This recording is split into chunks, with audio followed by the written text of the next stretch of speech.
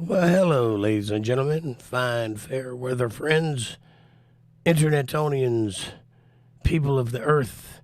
Welcome to my show. This is Untethered Live on a Wednesday night, and I'm your host, Jake Johnson, and I'm not dead yet. Welcome to the show. Come on in, take your shoes off. Let's talk about some stuff. How's everybody doing? I'm fantastic, as you can tell.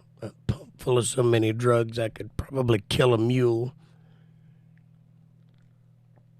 But I'm upright, I'm erect, I'm ready to rock and roll. Just a little scratchy. You just have to deal with that. I apologize. Be no singing tonight, but you know. You know how it be. How are you doing, though? That's what I want to know. How's the world where you're at? I hope it's fantastic. I hope you're all having a great time tonight. I've been in the bed since Saturday night when I got home from the show. Friday night I was fine, no problem. It's great show. Saturday night I was struggling, but still a great show. And struggling isn't anything unusual for me because I typically always have issues. But by the time I got home Saturday night, I was running a fever, probably in the 99 range. By about 5 a.m. that morning, I had the flop sweats and was running a fever of 105. Not 100.5, 105. It got up somewhere around 106 that afternoon. And to the point where I was seeing things and saying things I shouldn't say. Thank God nobody was there to hear it. Lots of sweating. I sweated for 2 days straight, just pouring. And I finally kicked that. And I took Monday and Tuesday off from work because I couldn't even go. There was no point in going. And the Chinese sent balloons over my house to spy on me. But do not be paranoid. Just look up and say, "Comrade." Well, they can send all the balloons they want. I have a BB gun, and I can shoot them down. I got a couple of other guns, too, but I think the BB gun will be sufficient. It's a balloon.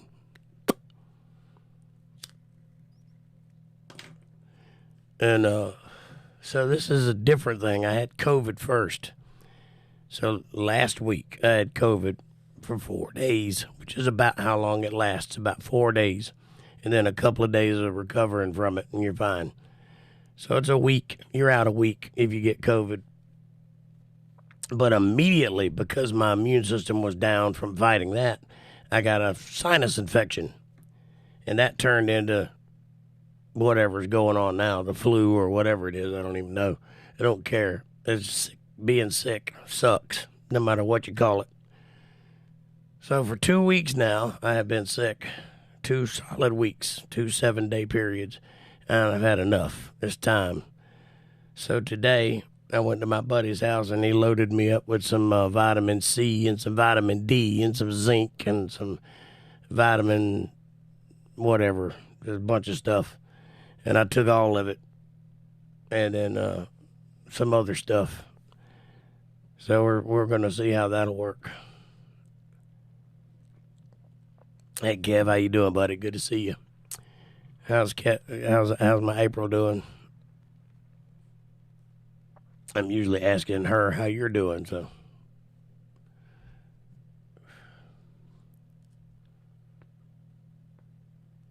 Who else is with me?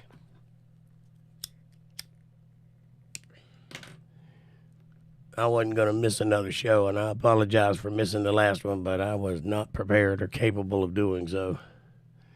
And you wouldn't have been able to enjoy it anyway. So I can talk a little bit now, but I couldn't talk at all yesterday. Or even Sunday, I think.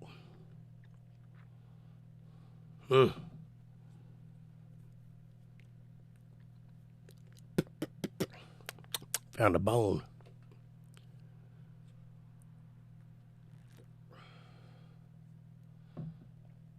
So what's new in the world? What did I miss while I was out? Anything special?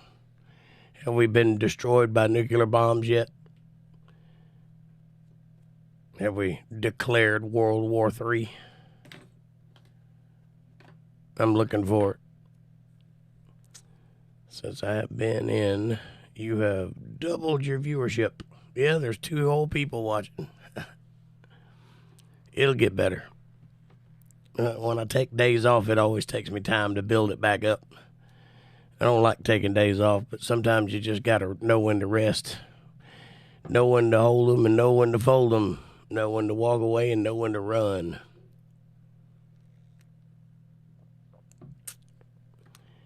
And this week I needed to fold them. Just give up. There's no sense in fighting.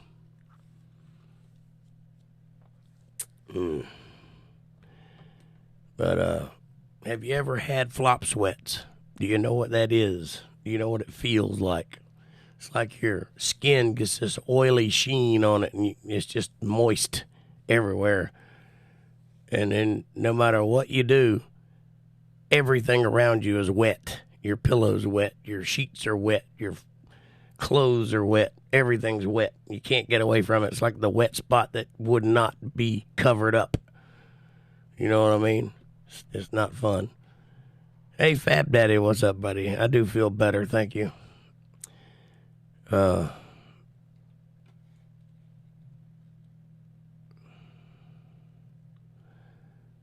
at Gators on trivia night. Guy plays his radio real loud. Well, go over there and tell him that he's interrupting your podcast. Don't make me have to tell you again, buddy.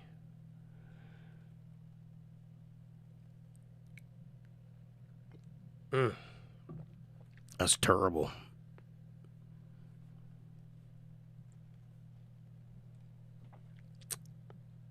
Fire Phoenix. Welcome to the show. That's a name I don't recognize. Come on in. Get to know everybody. Fire Phoenix. Although, it's kind of like saying the same thing twice. I like it.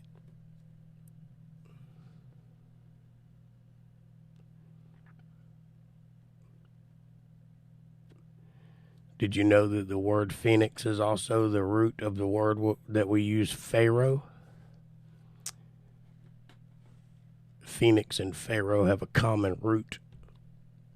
And a couple other words, too. Like pyro. Fire.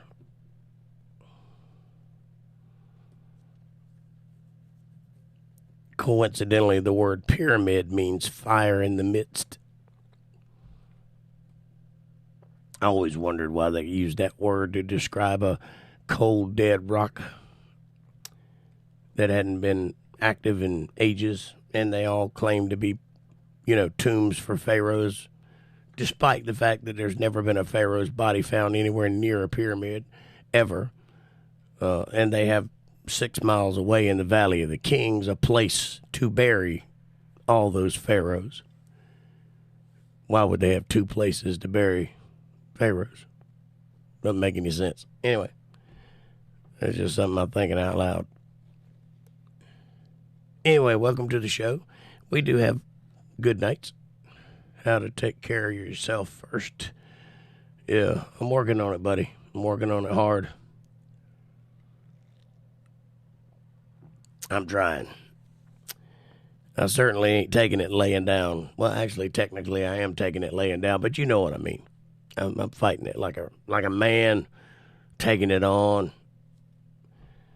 No pokes.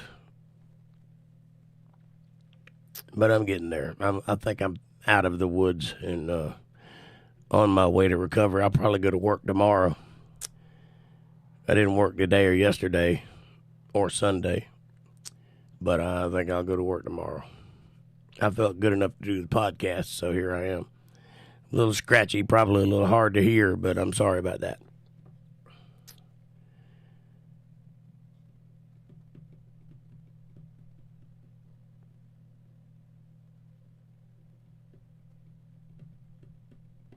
Anyway, this cup of coffee seems to be doing wonders.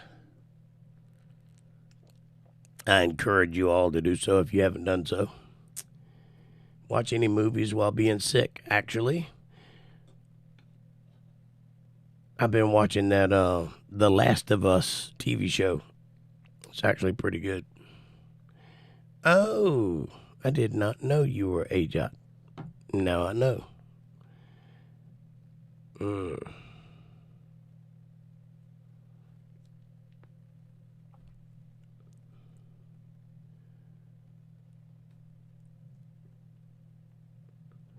Kevin says, what's going on, everybody? Anyway, I've been watching that Last of Us HBO Max series. Pardon me. That's pretty good. It's about episode 6 right now. If you haven't seen it, I recommend you watch it. It's very good. It's basically Walking Dead in a different way, you know. Same trope, but it's based on a video game that came out a few years back called The Last of Us. Video game number 1, not number 2. That is important. And if you follow the drama behind it all, you know why. Hey, there's April. Good to see you, sweetheart. I am feeling better. I appreciate you asking. I'm getting there slowly but surely.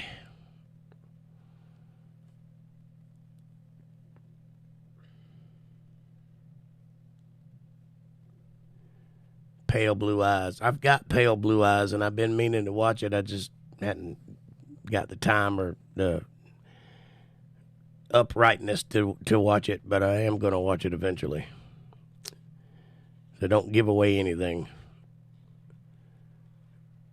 Hello, beautiful April, says Fire Phoenix. Sup, Jake? How is everything? Pretty good, Bubby Watts. Good to see you.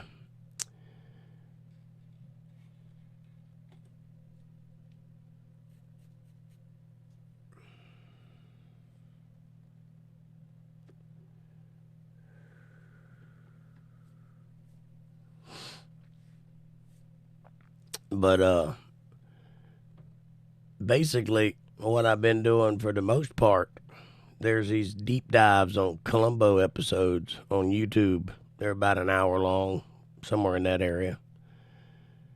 And there's a girl with a real soothing voice, and she just goes through the episode and breaks everything down and tells background on all the actors and talks about all the different things that are in the episodes. And I'm a fan of the old Columbo anyway.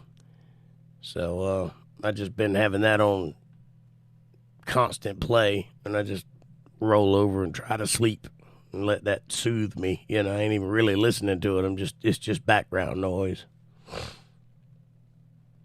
Have I ever spoiled a movie? No, sir, you have not. I don't know that we've ever discussed movies, but I stand firm on my conviction. You are not a movie spoiler.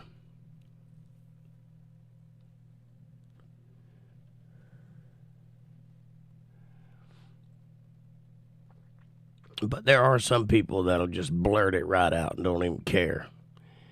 I hate those people. So, come on, man. It's like my guitar player in one of my bands. He's got this habit of introducing every song we do, and I'm like, you got to stop doing that. He's like, what? It's like every time we start a song, you got to say some nonsense about the song and then tell everybody what we're going to play before we ever play it. It's like ruining the end of a movie. I want them to be I'm trying to build a mood here. I want them to be surprised at everything we do, because we don't fit a particular genre. You know, we jump all over the place. But it's a show if you're on the edge of your seat expecting something and then you get something. But if you know what's going to happen, it's not very exciting. So you got to stop that. Let me do the front manning and you do the guitar playing and we'll be good. I like people to experience the movie for themselves, yes. The Sixth Sense was spoiled for me. Oh, man, that's terrible. Because I remember that. Like, today I remember that. I saw it in the theater when it first came out. And when the ring dropped, that's when I knew what was up. That's how far into the movie I was before I figured it out. And it was right in front of your face the whole time. And it never dawned on me because I wasn't expecting it. That was a great twist of a movie. You agree about the songs? Worst is when people will spoil the ending of a show I like that has multiple seasons. It just ruins all the build-up for everything. I agree with you. Yeah, you got to keep your mouth shut, man. It's one thing if you're talking in a group of people that have all experienced it. It's another thing if there's a possibility somebody hasn't seen everything. You don't want to tell them what's going on because then what's the point in watching the show?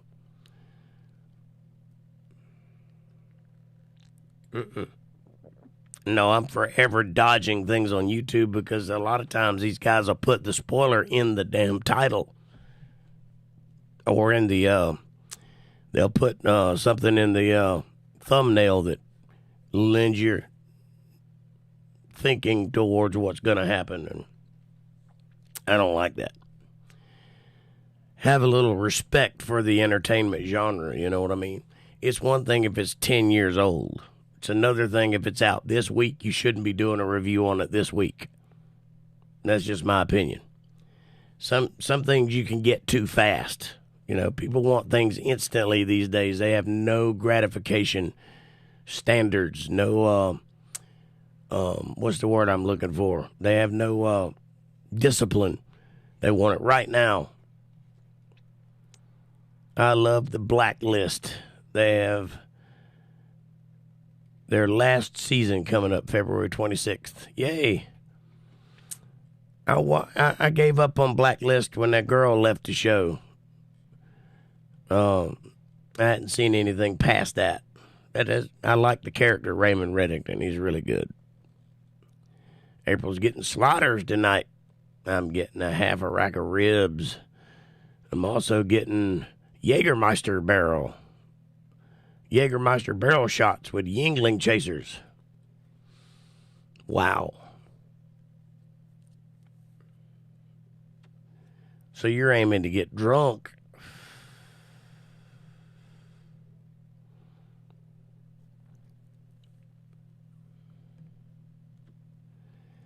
Well, you can't play a character forever. People get old and tired. But that show's been on a right good time, so you got a lot of it. Unlike the show Firefly, which they canceled after the first season, not only did they cancel it, but they aired it out of order, and they kept bumping shows for Super Bowls and sports events and things like that. So it didn't even have a concise first season. And it turned out that they had such fire in that show that it would have been the next Star Trek. I mean, it's been, 20 years ago, and there's still people showing up to conventions wearing brown coats today. I mean, that show had legs, and they just didn't see it. I don't know what the hell they were thinking. I'm going to brew me a cup of coffee. I wonder if MVTV made it to hell and back. I don't know. I hadn't figured that one out yet. I heard from him the other day. He wished me well and went on his way, but I hadn't heard how the trip's going. Hey, Alpine Gulch, good to see you, sweetheart. Welcome to the show. I'm still alive. Barely, but alive.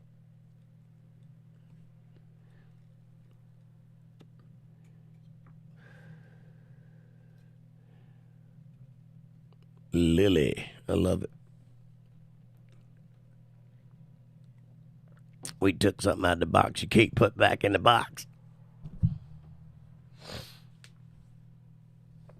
Oh, goodness.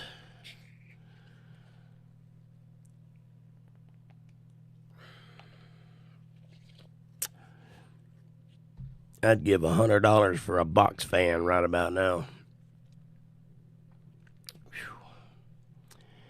It is so hot, and in 5 minutes I'll be freezing. I'm worse than a woman with hot flashes. Jake, was today Missy's birthday? No, her birthday was the 9th. February 9th. My toes are cold. It's snowing a few miles away from me. Wow. Cold. Glad you're alive.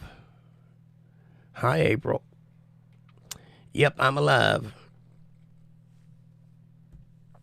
I'm having hot flashes and palpitations. I'm all sticky. I hate it when it's sticky. I got the vapors.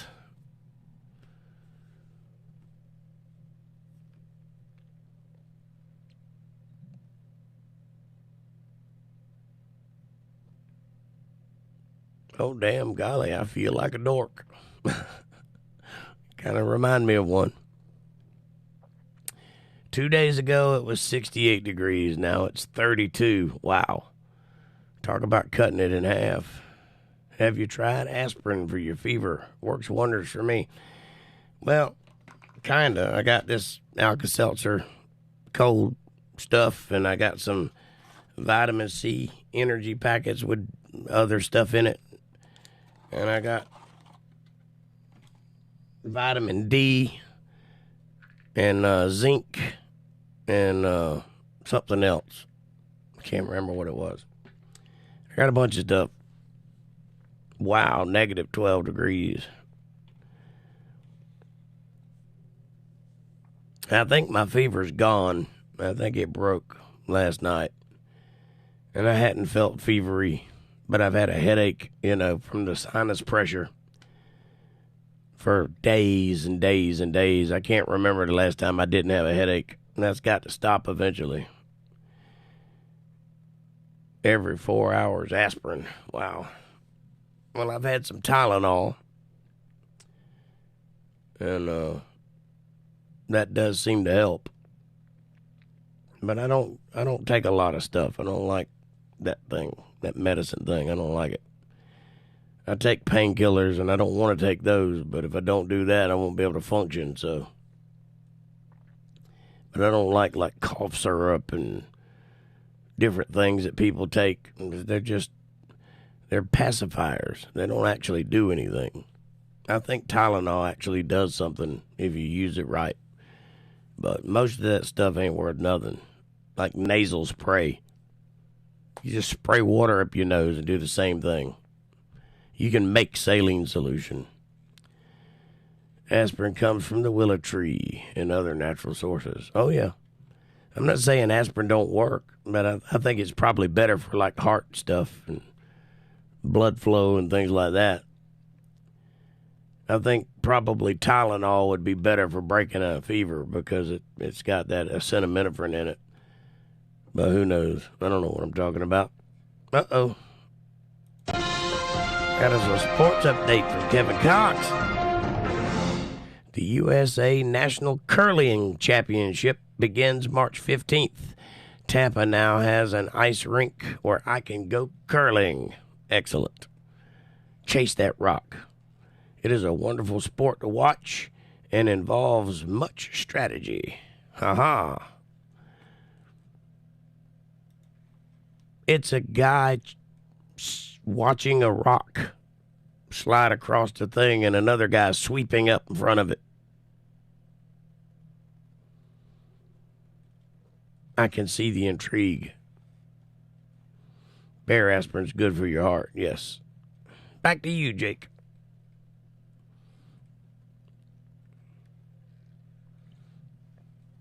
Sweep away, yeah. That's like action shuffleboard. That's like shuffleboard with theme music. It was originally for fever and pain. My grandpa was a pharmacist. Excellent. That's cool. Yeah, I've got nothing against aspirin. I just don't take a lot of stuff. I don't have any here to take, or I would take it. But,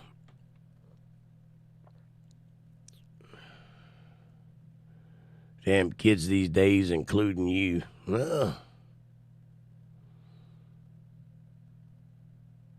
What you trying to say there? So is Coke. So is Coke. So is Coke what? For breaking a fever? I don't think so. Unless you're talking about cocaine, and that was for pain killing back in the day, and it does a pretty good job of it today. If you know where to get it. I think they're still working on 80s reserves, though, and they've got this stuff so cut down that it's like, makes your teeth itch, and that's about it. It ain't very good no more. Unless you got a few friends from Colombia or something. Native people used it. Aspirin, yes. Yeah, some of that stuff has been around for a long time. There's mention of stuff like that in the Bible, actually. Of course, they called it different things, but you can tell the etymology of where it comes from and all that good stuff.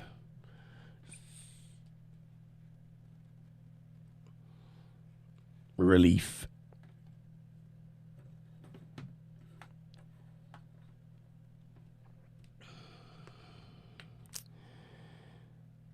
Yep. When, just before I was born, you could buy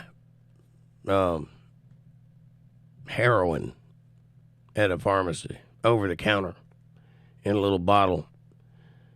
They called it something else, but it's basically heroin.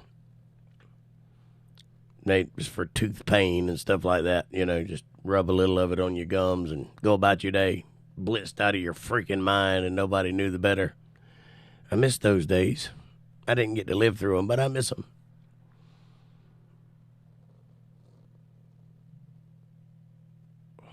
Ethnobotany? I don't even know what that is. I know what botany is.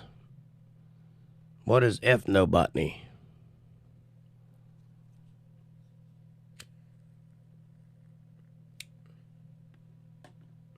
I could probably piece it together, but just tell me. It makes it faster.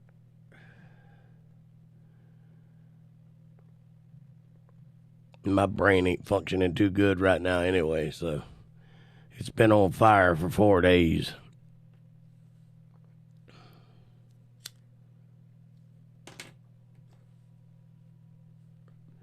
I'm lucky I can carry on a conversation. It's been one of those weeks. Oof. Don't want to have no more of those. I hadn't been sick in a long time. Not real sick. I felt bad, but I hadn't been like macrame into the bed sick. How people use plants in their culture. I gotcha. So it's the study of how people use the thing, not the study of the thing. I gotcha.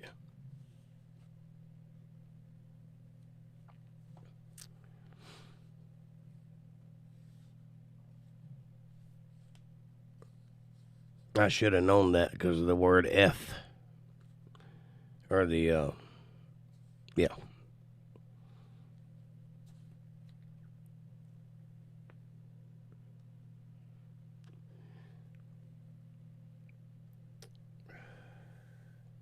In the Bible, in Genesis, when they're talking about Adam, in the first couple of pages, there are two clear, different people that are being talked about. One is Adam, which means man, the man. The other one is Eth-ha-Adam, which is speaking to that word you just used, which means all men, people, like mankind. This is a sticking point for most people that read the Bible because they say that the Bible repeats itself, creates Adam twice, and that's not logical. Like, no, it doesn't. It's very clear there are two different things going on there. And if you know what you're looking at, you can delineate the difference. But for whatever reason, people just missed it.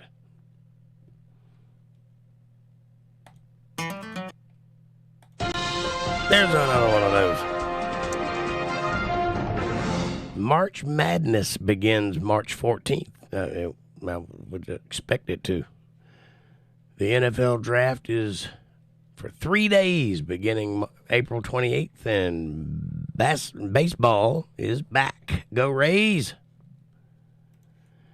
I don't know. Baseball's gotten kind of old these days, hasn't it? Kind of come up with new ways to invigorate the game.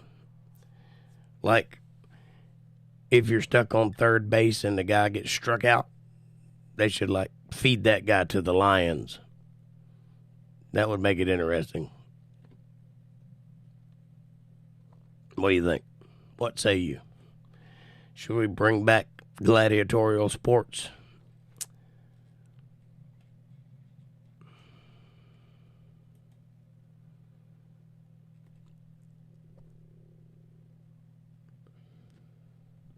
What do I think about our president visiting Ukraine? I think that CNN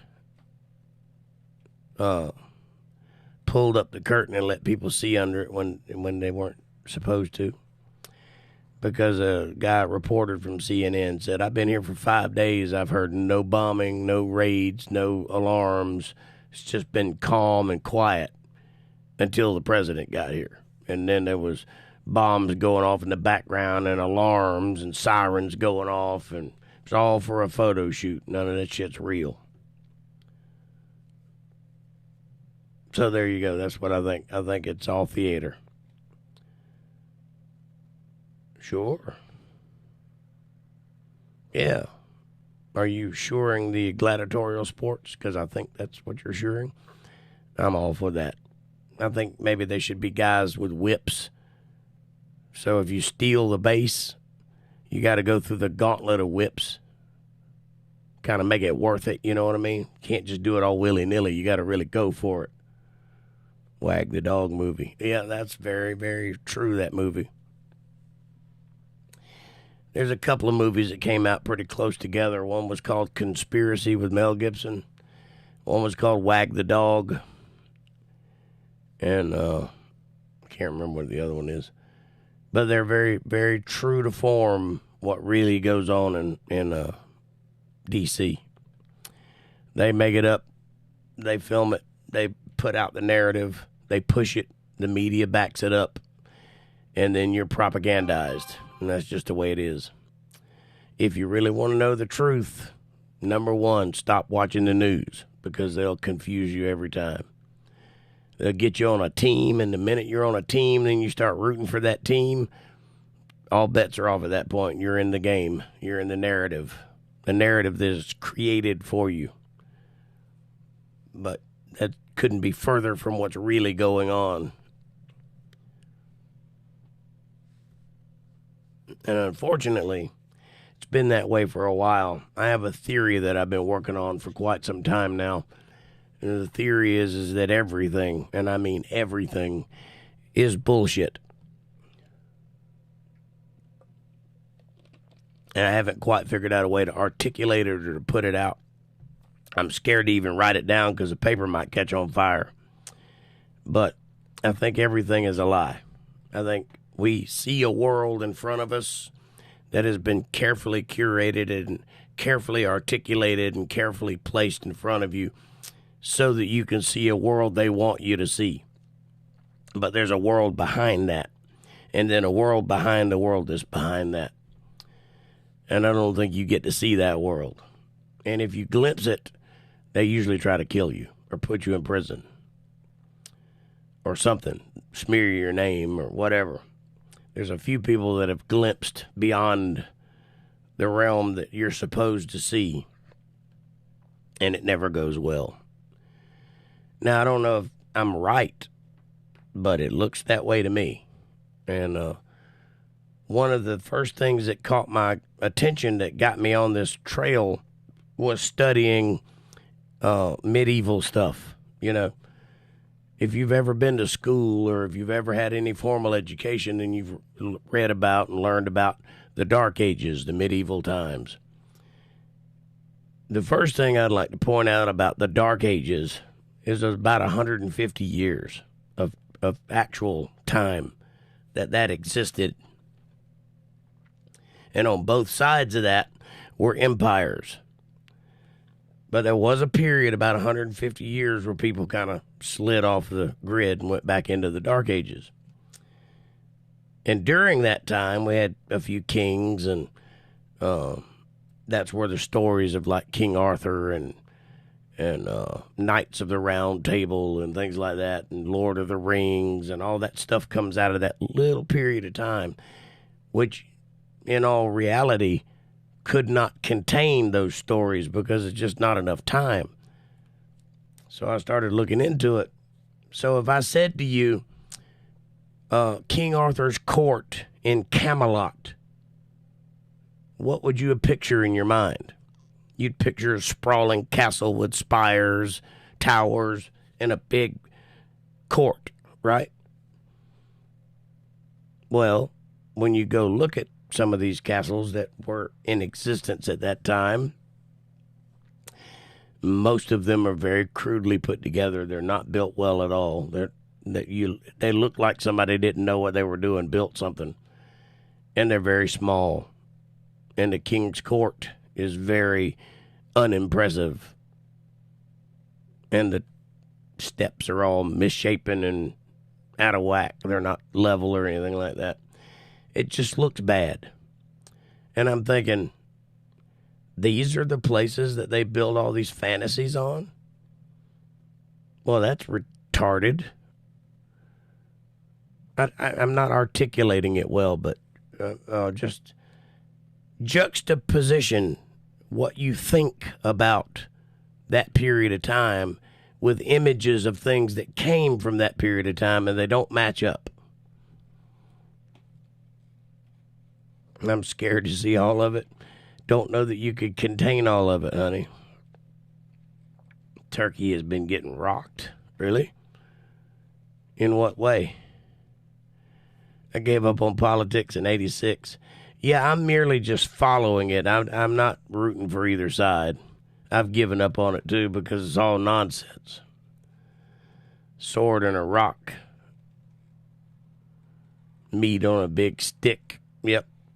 You understand where I'm coming from. So,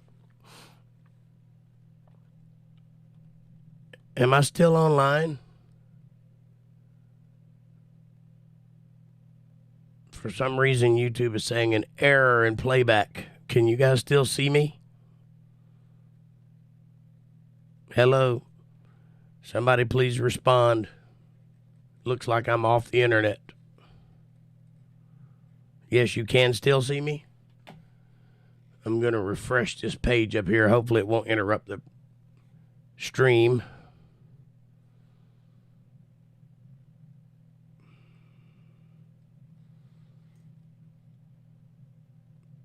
All right, well, it says I'm back. Well, I'm just going to keep going then. I don't know what the hell that was all about. I looked up at my monitor and it said error. Whatever it said. Basically that my stream was down. Then over here it says that it's still going and recording.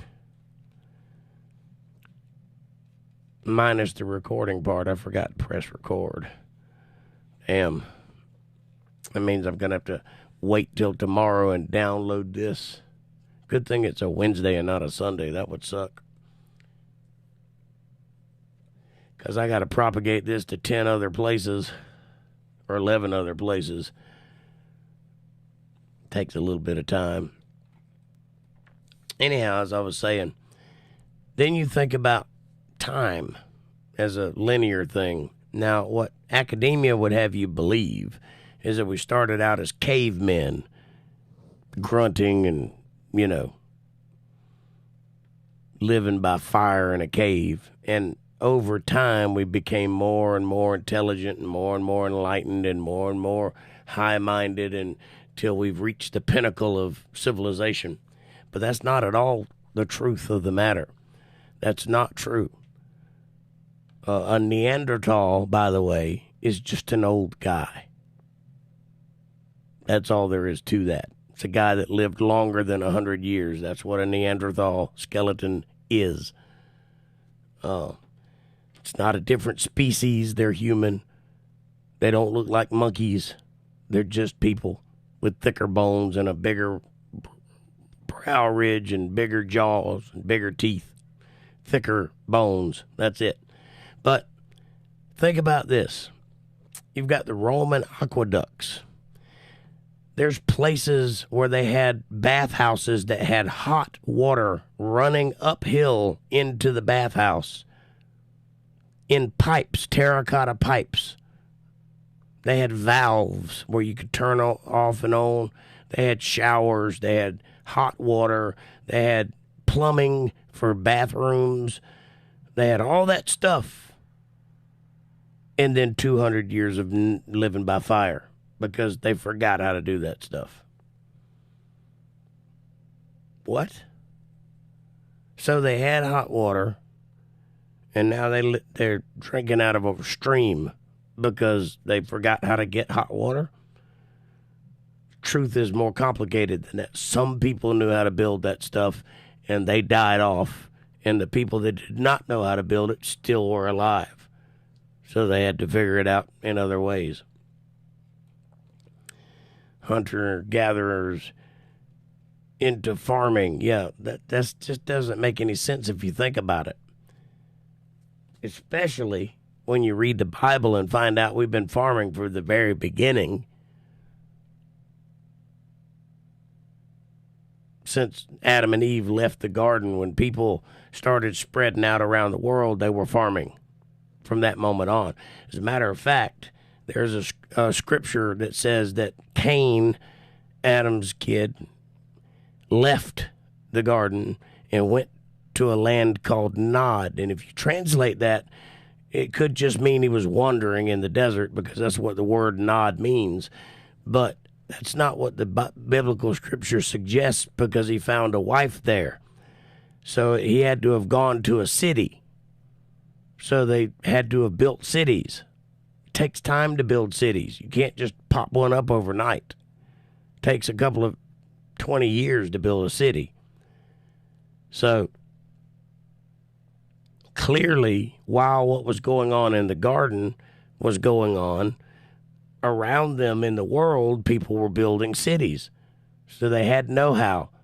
They had the ingenuity and the knowledge up front how to do these things. They didn't have to learn it. They just knew how to do it. So I guess the first people would have been programmed with the knowledge to do these things. If you look at the sculptures and stuff in Egypt, there's no practice sculptures. The statues you find are perfect, cut out of granite, one of the hardest rocks known to man. Perfect, symmetrically perfect, mathematically perfect. You could put a laser scope on them and they would line up. These people were not playing around. These people had skills. They've got pottery that are made out of granite or whatever. What's the other one? Balsamic, Baltic rock. What, I can't think of the word. Is volcanic rock. Anyway, hardest rock known to man.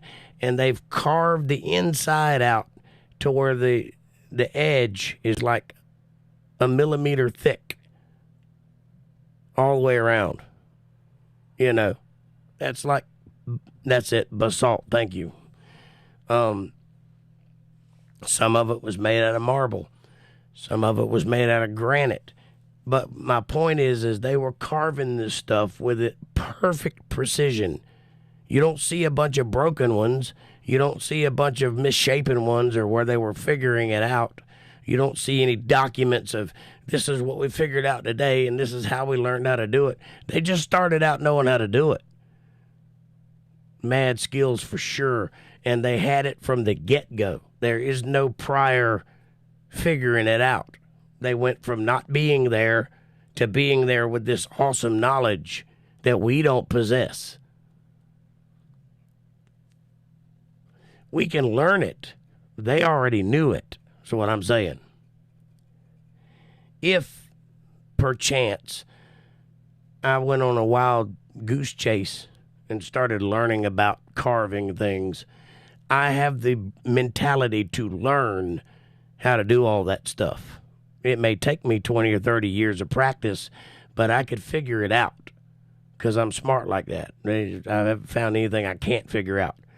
That's different than doing it right the first time because you already came equipped with the knowledge to do it. That's a completely different kind of human being. And those people did exist. I mean, there's evidence of it all over the world. They went from wandering in the woods to building giant structures of stone that we can't figure out today how they even moved the stones, let alone cut them out in precision and put them in place.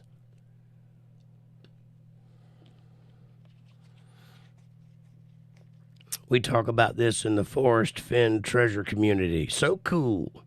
Yes, ma'am. It's definitely fascinating for sure. Some of those rocks that they cut, first of all, they moved them because we know where the quarries are, where they came from. We found them. So we can actually place this rock on this pyramid to this quarry 500 miles away. So we know where it came from. Don't know how they got it there. People are trying to say they floated them down on boats. I'd like to see you try that one time. Have you ever stood up in a boat? Because the boats they had were these thin little canoe-looking things that were bigger than canoes, but that was the shipbuilding style. That's what they built.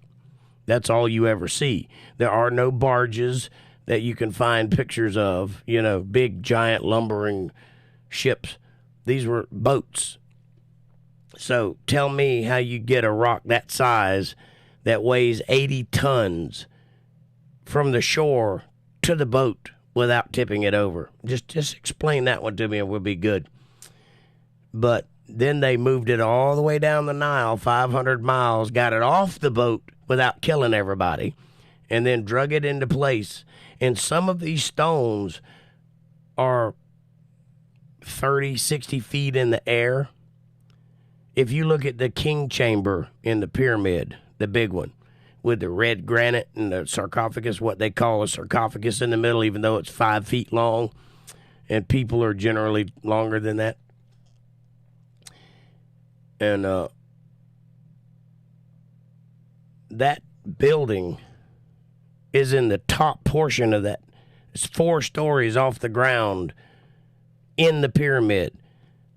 And this pyramid, you can see how it was laid out. They built it in like I don't know how to describe it. It's like they built it from the inside out, right? They build the chamber, then they built the thing that contains the chamber. It's hard to describe. Been there, unimpressed, really. Smells like piss inside. I don't doubt that. I don't know how you could be unimpressed by the pyramid.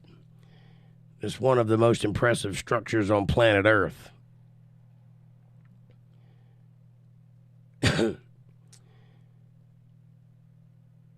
But if you've been there, you can corroborate what I'm saying. Some of those stones weigh upwards of 80 tons. Some of them are 100 tons. But the ones in particular that I'm talking about, the red granite, none of them are below 15 tons. They're all big, solid stones. And they got them up there somehow. Because they didn't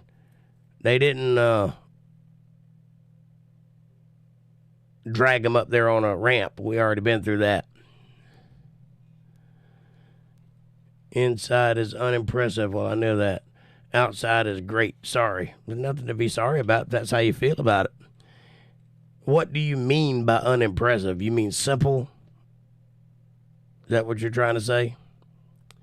Not a lot of room to move around, not a lot of extra space.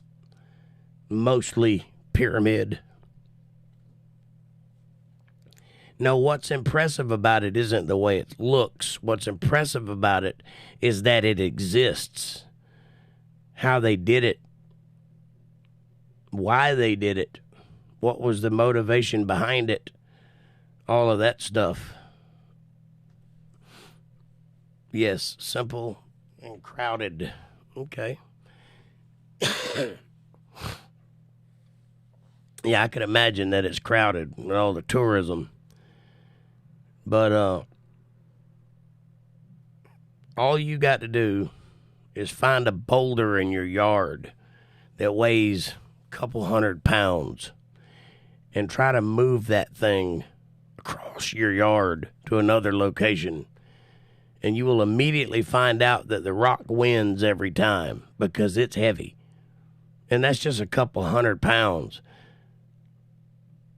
If you think about it, there's not enough room for slaves. If you've been in that pyramid, there's not enough room for the amount of people it would take to drag one of those stones uphill 4 stories and put it in place. There'd be people falling off the edges all the way around that thing.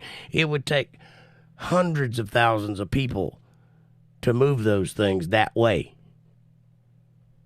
And they built that thing in 22 years. The big one. That's what the record says. The record shows that it was built in 20 years, 22 years. And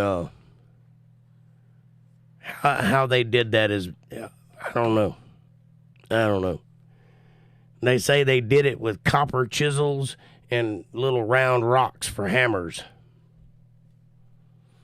I'm sorry. Copper is way down on the list of metal strength. It's very soft metal. It bends very easily. It can't stay sharp very long. You hit that rock about twice with that thing and your chisel is spent. You have to have it resharpened or get a new one. And even if it would stay sharp, it would take you all day long just to get a good groove going in granite, let alone cut all the way through it and then shape it to the shape you are requiring and then put it in place. Most of those stones were cut out, rough cut at the quarry to the size they were going to be, brought to the site and then smoothed out and then put in place. I'm sorry, y'all. I don't know what y'all are talking about. We're talking about rocks. Seems electrical or high-tech stuff. It seems like they almost have to. I just can't see another way.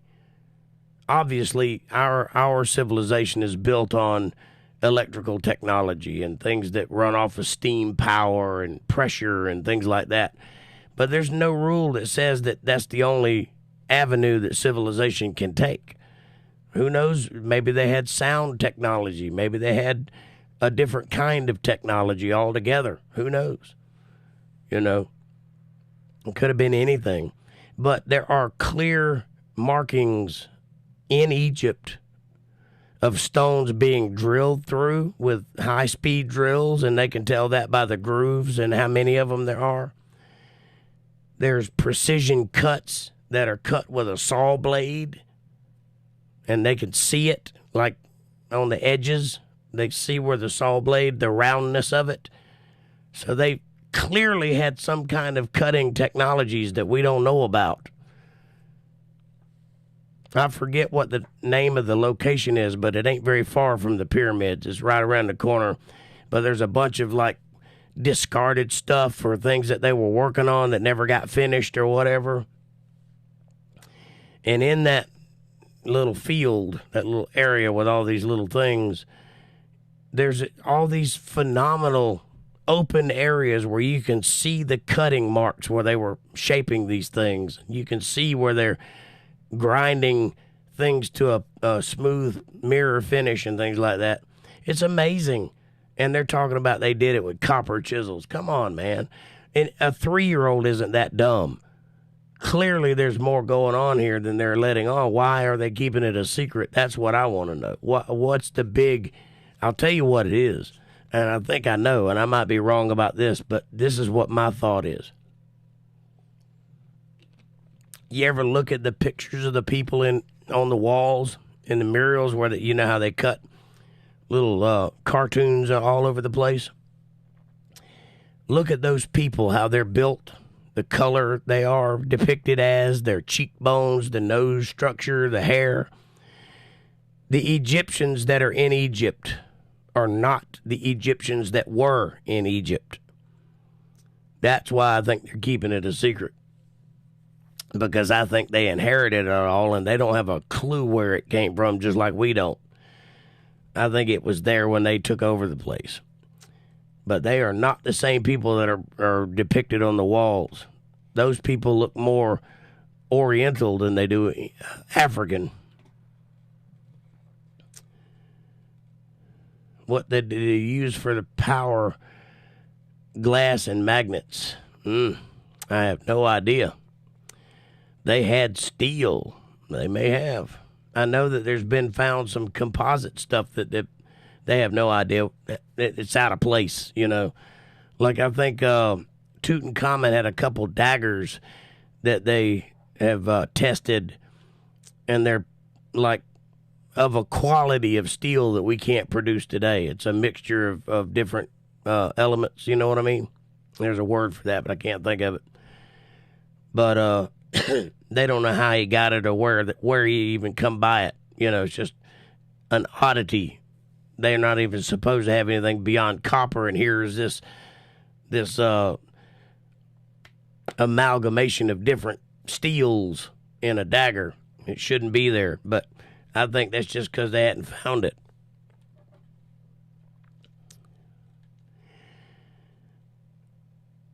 The Egyptologists in Egypt are hiding tons of info, afraid it will justify the Jews. Now, that could be too. I don't know. Ceramic vessels with copper, iron, and electrolytes. Now, you're talking about the Baghdad battery, I think. Yeah, they found those too in Egypt, and they think they were used for electroplating jewelry. You know how you can put like a nickel into a bath of like a gold solution and then apply electricity, and then it'll look gold because it'll just adhere to the surface of the nickel. So inside it's all nickel, but the outside is gold. That's called electroplating. And Bedouins. Interesting. Wow. Yes.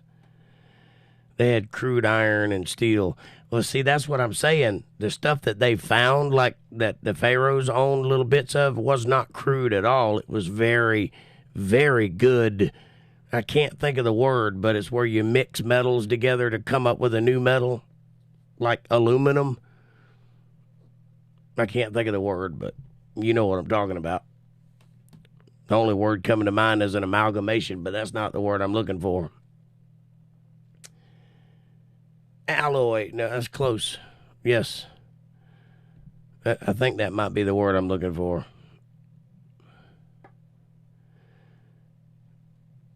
That's so neat, says April. Yes, it is.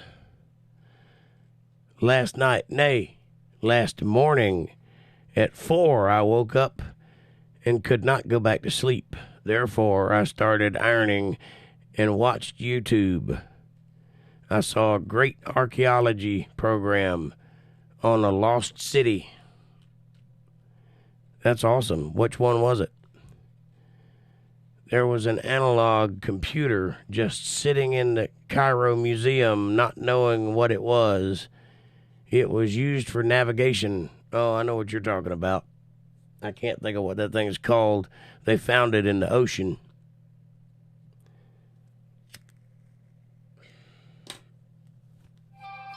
And they don't have any idea where that thing came from either. It has a name, but I can't think of it. My brain is not functioning. The Arabian Desert. It was fascinating, I swear. I swear one of those old statues looked just like Sasquatch. I don't doubt it. He's very Nordic in his look. Looks like a Viking. So did a lot of the Egyptians, by the way. They had very European look about them. Some of them did. Some of them just look weird. Like Akhenaten and his wife, Nefertiti. They both had long heads. And so did their son, Tutankhamun. Tutankhamun, which his name was changed. When he was born, his name was Tutankhaten, which is the one true God, I think. And there's no proof of this. This is just my opinion. But I think Akhenaten was trying to convert the Egyptians into worshiping God, because he moved his capital city from Memphis to a new city that he had built called Amarna, which is like the rising sun. And he stopped all Egyptians from worshiping all these false gods. And they had hundreds of them. And they only worshiped one God. Well, when they killed him and put his son, Akhenaten, in place, they scrapped Amarna, and then they cut all of the images of the one true God. They broke all those images off of the walls and stuff. They basically erased the guy's entire religion that he was trying to set up in his lifetime. And it just seemed to me that it came about at just the right time, that I really think that's what he was doing. He was trying to save Egypt by bringing them to God rather than all the false gods that they worshiped. And they were making so much money that they couldn't allow that to happen. So they killed him and went back to their old ways. And they propped his son up for a little while till they killed him. Who knows why? But they changed his name from Aten to Amun, which is like saying from the sun to the moon. King Tut was actually an ancient Georgia Bulldogs fan. Possible. They found an Egyptian pen that said "Go Dogs" in the tomb. It is not shown very often due to a gator conspiracy. That sounds right. Again, that's just a Jakeism. That's my opinion. I have no idea if that's true or not, but it looks right. And the depiction, there's different depictions, like of the god Ra. There's a disc in a boat, and you see it all over the place. Well, Aten's god was the sun with the rays coming down to the earth. So you'll see that occasionally. So I don't know. All I know is that it was weird, and he stood out from what everybody else was doing. But they all had the long heads, the elongated skulls. So those people existed at that time as well as they did in Peru and in that area.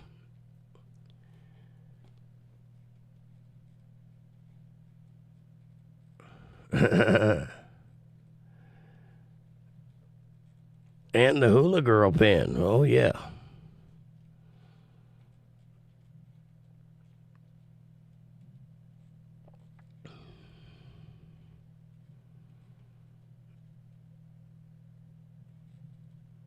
I meant sounds right for Jake, but it got a laugh. Yay. I got what you meant.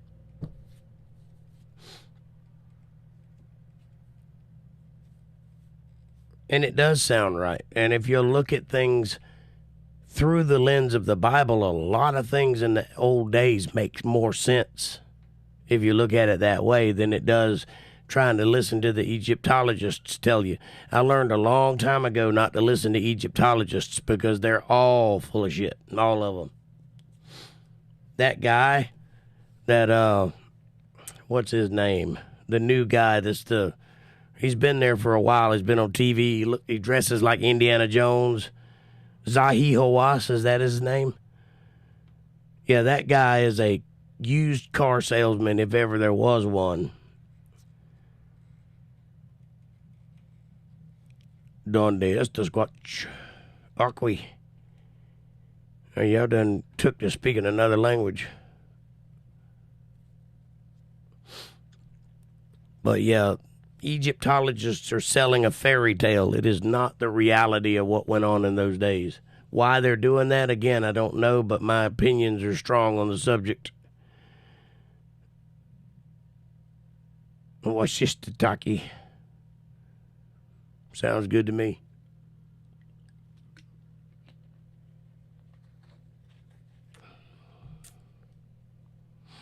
Zahi Hawass, I think is his name. Anyway, that guy ain't telling the truth. When you hear him debate, man, I can't think of nobody. What's Randall Carlson's buddy's name? The one that came out with a new TV show about ancient things. Graham Hancock, that's it. Graham Hancock had a debate with Zahi Hawass, and he shut him down, wouldn't let him even talk. If you watch that, and it's on YouTube somewhere, you get to see right through the cracks that guy is hiding some stuff, and he don't even want to bring it up. He don't even want to talk about it because he knows it'll get him caught in a corner and he can't get out of it.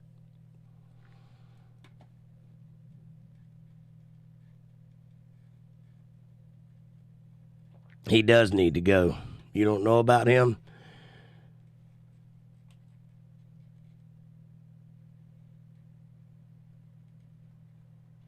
Yes, he's the archaeologist guy. That's right. And he's the head. Everything goes through him. If he don't approve it, it don't get said or done.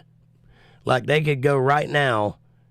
They've found chambers in the pyramid that they didn't know were there. And they found chambers underneath the Sphinx that they didn't know were there. And they could go right now and dig that stuff up and find it. But he won't let them do it.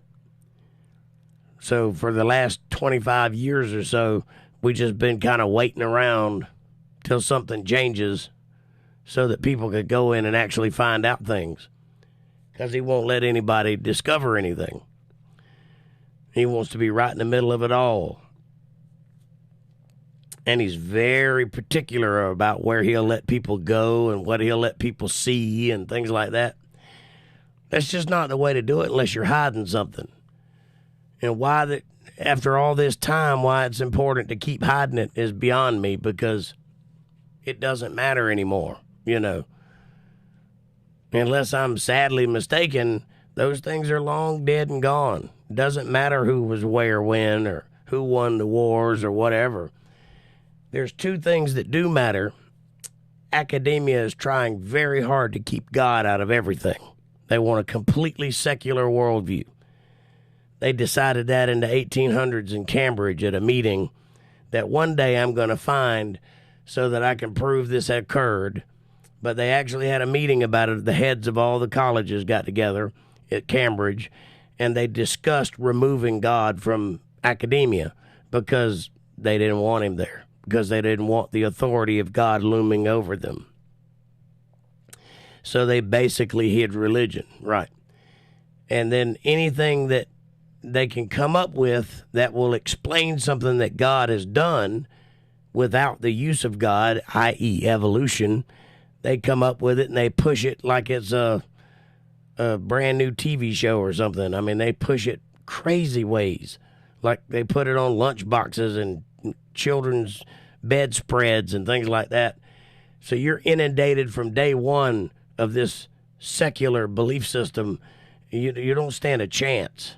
The very few people that can get through that and still think for themselves, that's a beautiful thing, but there's very few of those in the world.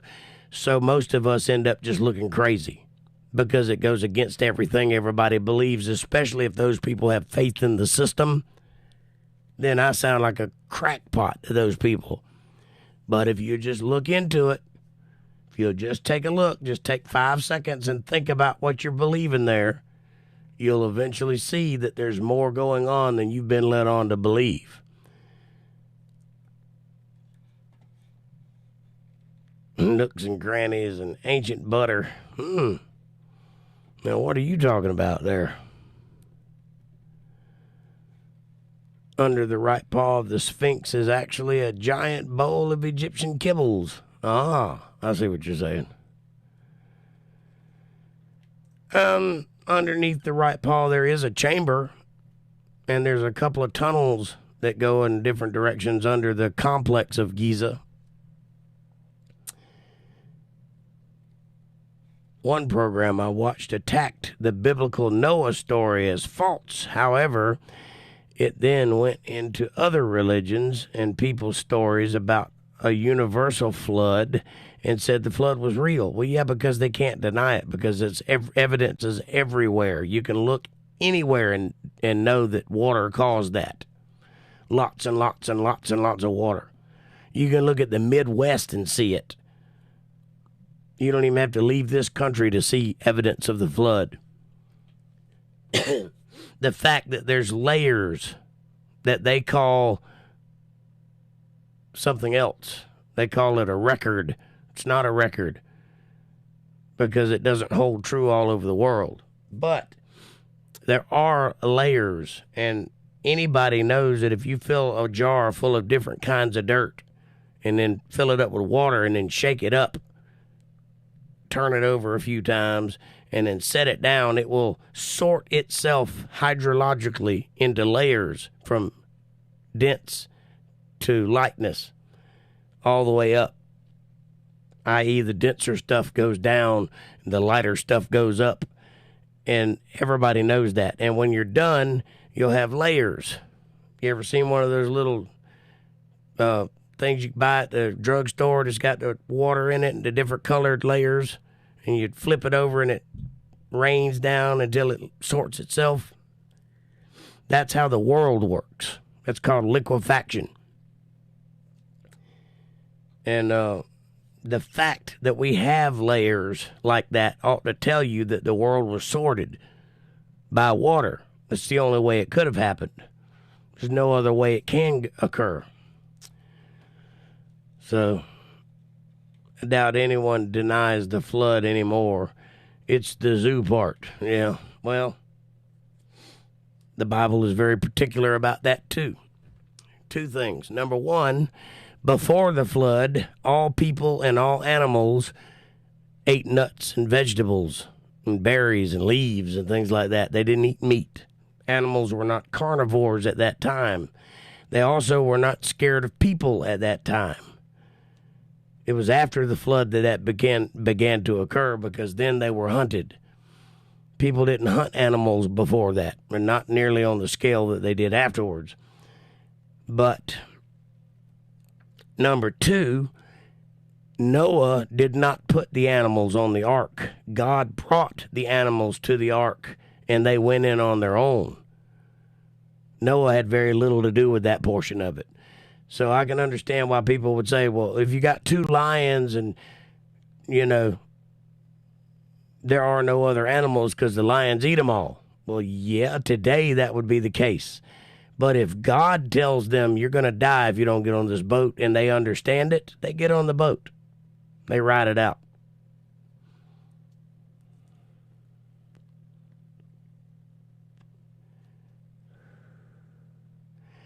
I know an attorney named Eddie Flood. He's real.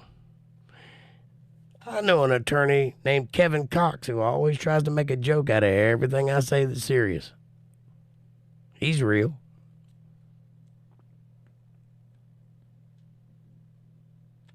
Ha ha ha. Touche. Anyway. I'm just rambling off at the mouth anyway. It don't matter.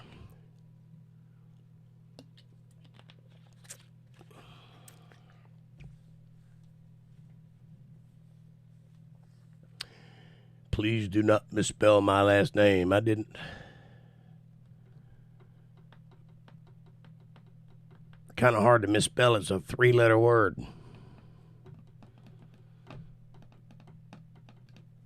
Lawyers are interesting folks. Ba-dum, ba-dum, ba-dum, ba-dum, ba-dum, ba-dum, ba-da-da-da.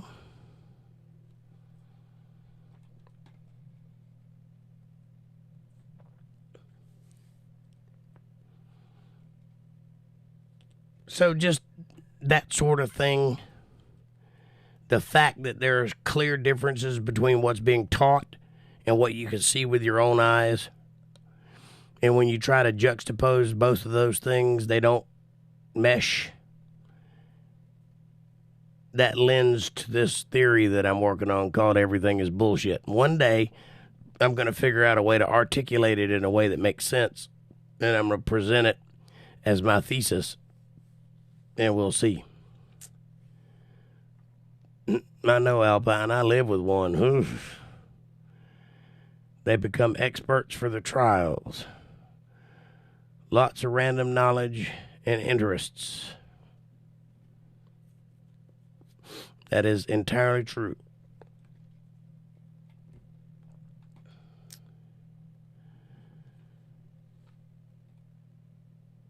That's a great name, by the way. What's that? My dad was a contract lawyer for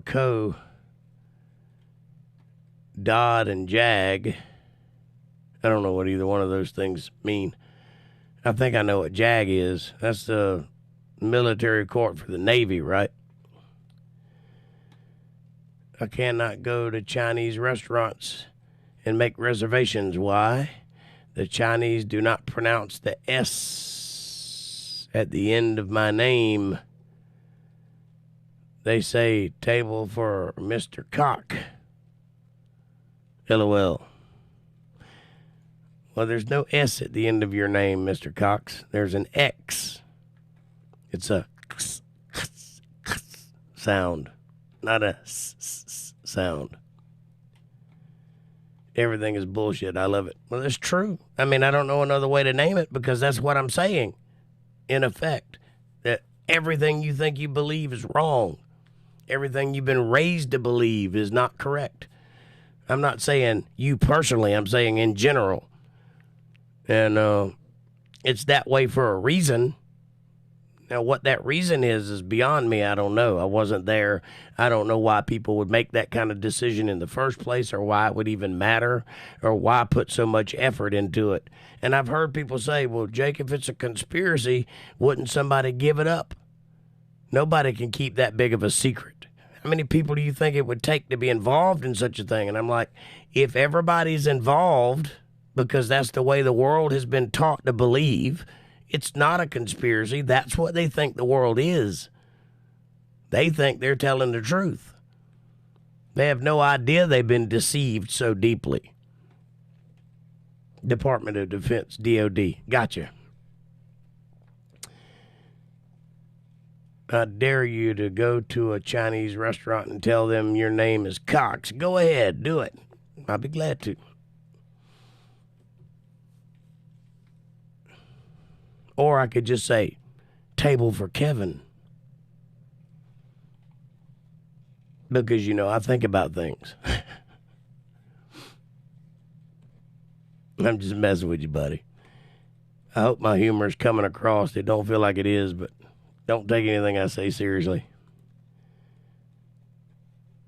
Hilarious. But yeah, everything that you think you know could stand a second look.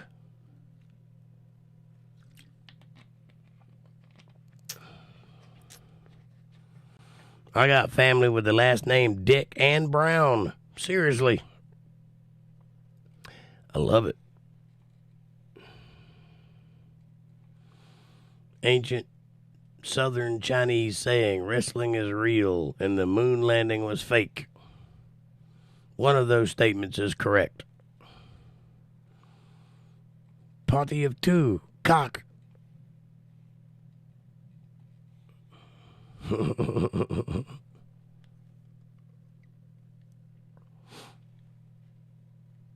Scots.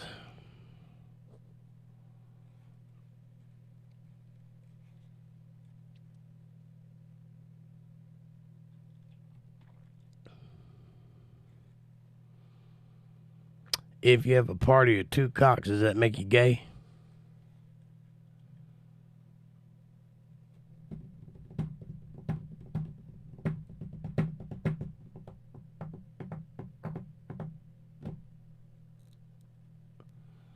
There's a judge named Butts. Before she became a judge, we were going to open a law office, Cox and Butts. Wow. That would be hilarious.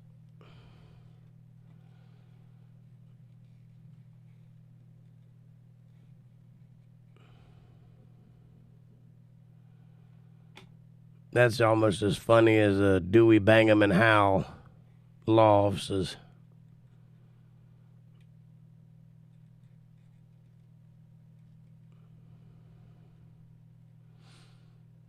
Party of 5 Cox is gay. I got you. There's a limit on the number. Okay.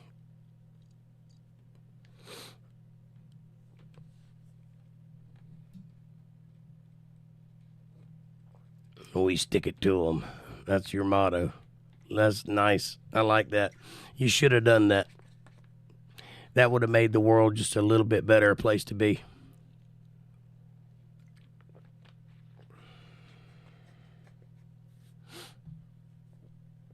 Probably have an office here. Cowboys like it like that. Well, if they live on that mountain, they do. That Brokeback Mountain.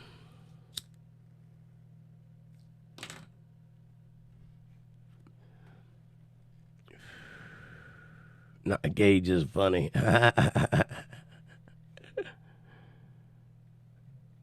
You guys are hilarious. I'm glad y'all brought the life of the party because I'm sure struggling with it.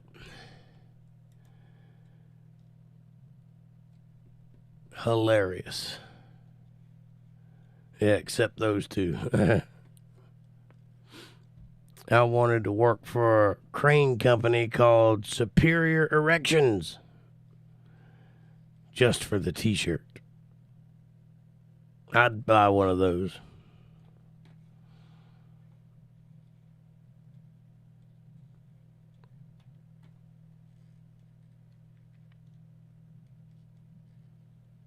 The Cowboys actually started in Kissimmee, Florida. They like to be ridden hard and put away wet. Go Crackers. That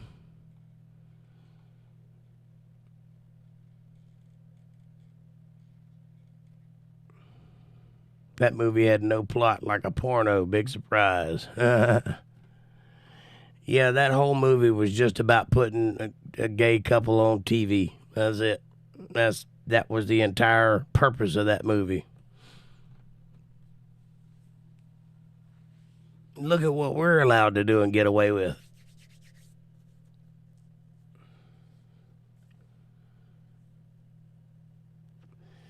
Yep, go figure. It's amazing what people do these days.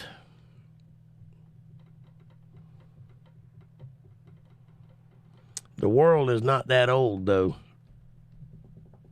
That's another one. That's a big one. One of the things that academia likes to do is add lots and lots and lots of time to a situation. Because their fairy tale is that if you add enough time, anything is possible. And that's not true. But if you'll just look at the things that we're doing, just look at the way people are responding to each other, the things that we're having problems with in our society today, and the fact that it wasn't there 25 years ago. None of this stuff existed back then. We knew about these things. They just didn't matter.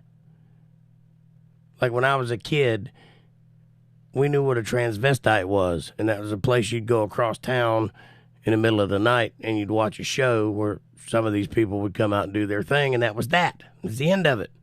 It was not a societal thing. It was a fringe thing. We knew what they were. Wasn't a problem. When I was a kid, the top 5 entertainers in the world were all black. Wasn't a thing. We knew about it. Didn't care. That was a thing of the past. We were moving forward into the future where Eddie Murphy could be on Star Trek and things like that. And then somewhere about 2004, everything changed. You could say that the world ended. Now, think about it. Think about how long society has been working on perfecting society. How long we've been here as a people. Just go back to your childhood home and look how different it is from when you remember it. And some people say, well, yeah, well, you were smaller then. Not that much smaller.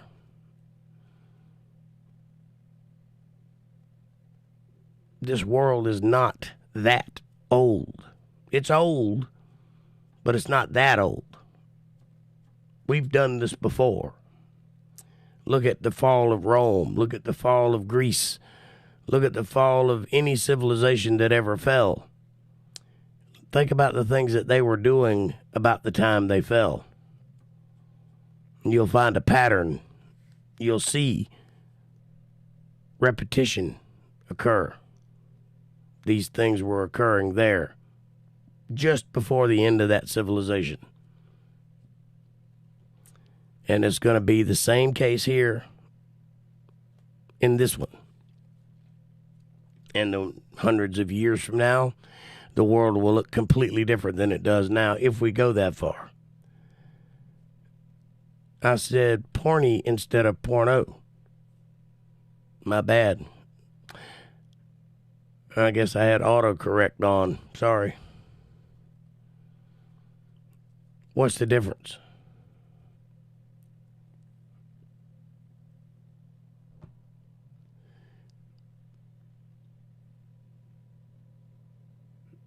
Yep, that's an R. So it wasn't a typo. You meant to say porny. Why? Look right.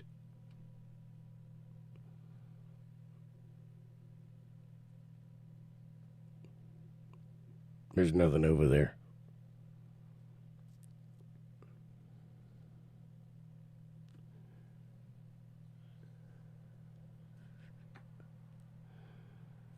Oh. You thought porny was right. I got you. So what you're saying is you're not very experienced in the porno world.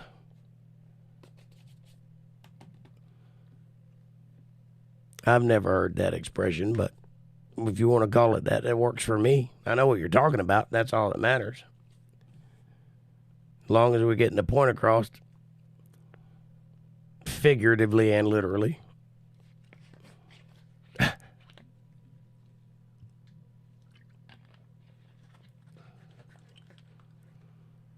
Porny.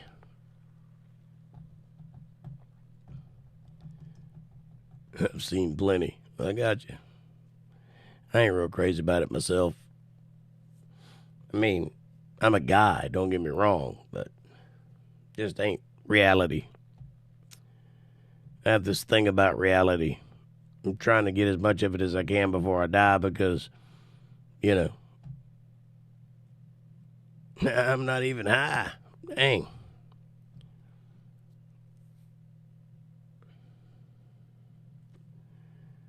I worked at a video store in the 90s that rented porn. Most of them did. Most of them had that little room in the back with the beads.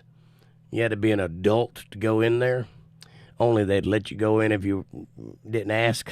Just go. Hey, Diego. What's up, buddy?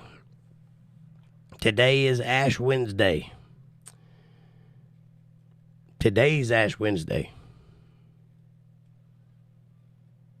How is today's Ash Wednesday any different than tomorrow's Ash Wednesday? Unless you mean today is Ash Wednesday, in which case it's Ash Wednesday. Porn is evil. Well, I don't know if it's evil. It's definitely not very pleasant.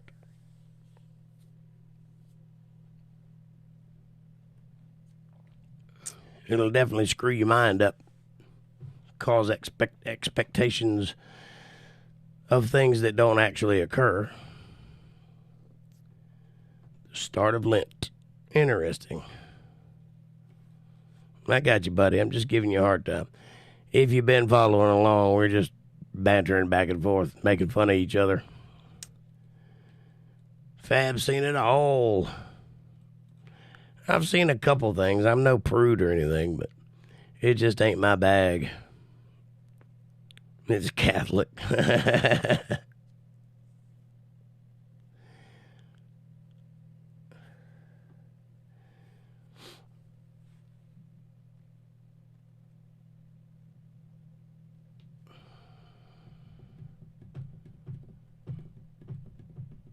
I think we got a couple months before Easter, right? Then in April. I don't celebrate Easter, but I do celebrate Passover. No, I'm not Jewish. And no, it doesn't matter. Christ said, do this in remembrance of me, and I try to.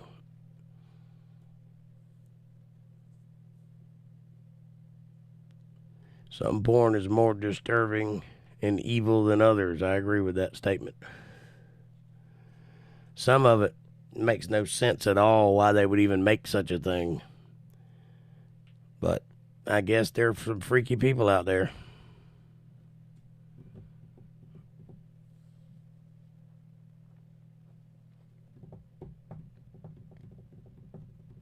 Oh, I don't even want to even look at anything like that. Is there a Rosie O'Donnell porn? And if so, why?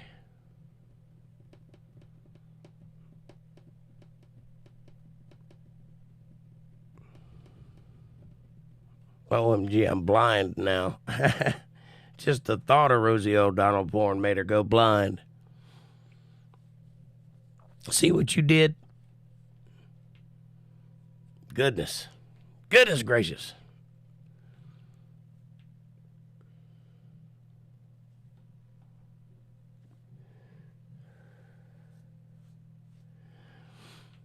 Yep, there's some twisted things in the world.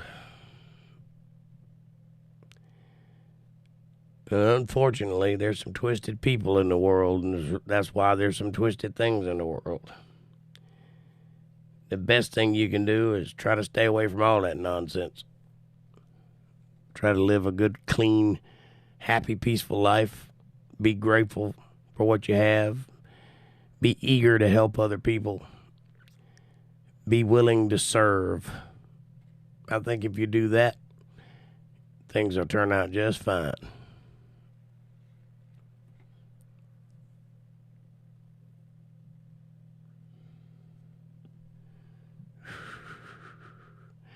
Yeah, why they keep dunking that girl's head in the hot tub.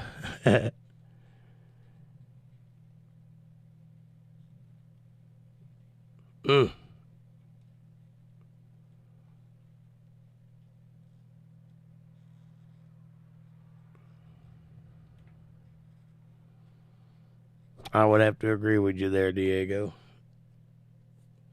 Except I think it goes back a little further than them guys. They just are modern purveyors of that same old wickedness that's been around for a long time.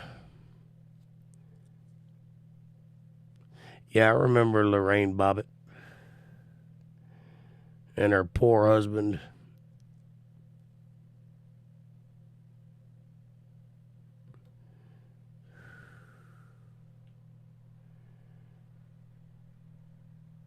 I slept on my stomach after that, and I don't blame you. That hurt a lot of men that day. Gruesome. But he probably deserved it. I don't know. I can't remember what led up to that or what she did it for, but whatever. It's one of those Mississippi burning type situations.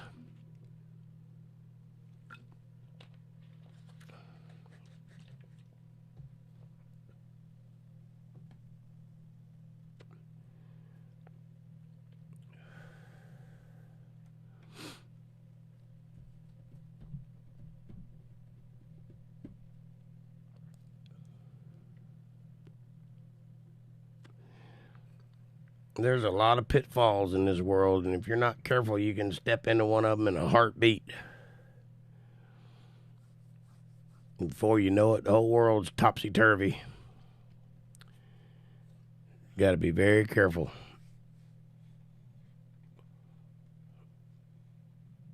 Lorraine is my middle name. Wow. Look, just stay away from the scissors, and you'll be all right.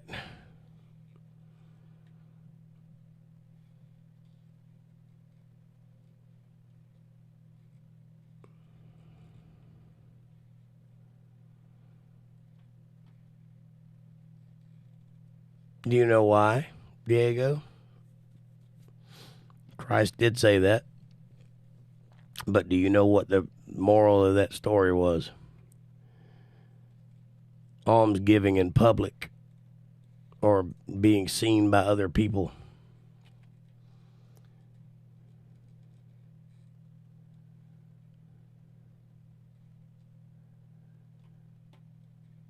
There's some truth in that too, Kev.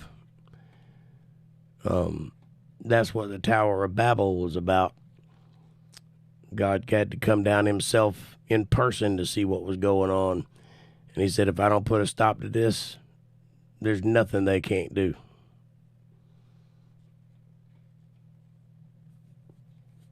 Ooh, that's the crazy part. She tossed it out of her car and they found it. Blah. Well, it'd have been better if they could have reattached it, but they didn't.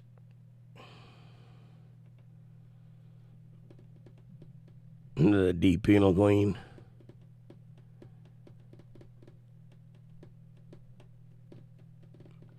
Anyway, Matthew chapter 6, verse 1 through 6.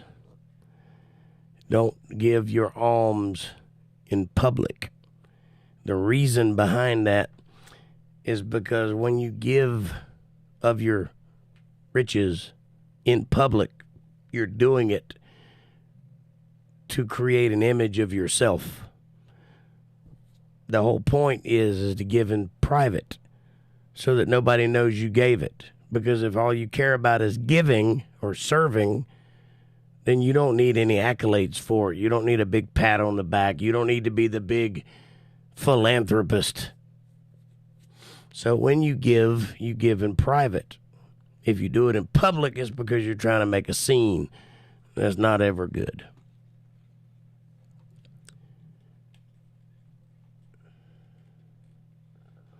Hey, Sepson, there's a name I hadn't seen in a while. Good to see you, sir. Welcome to the show.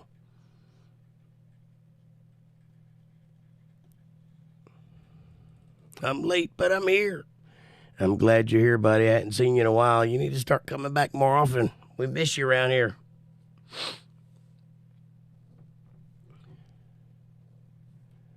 Walter Davis, welcome to the show. Come on in, take your shoes off, set a spell.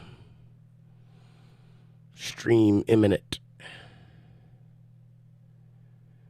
Ahoy. Aye. Aye. What you doing around here? I'm glad you're here, buddy. What say you to this wild conversation we're having? It's going all over the place in about 3 different directions.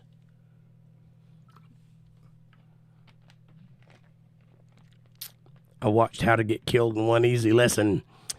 It's a U.S. Army training film from 1948. That's terrifying.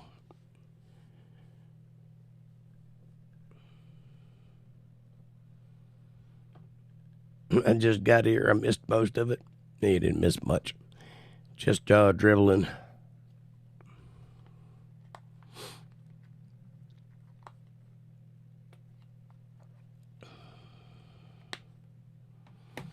I don't trust the Army. I was USN. Is that the Navy?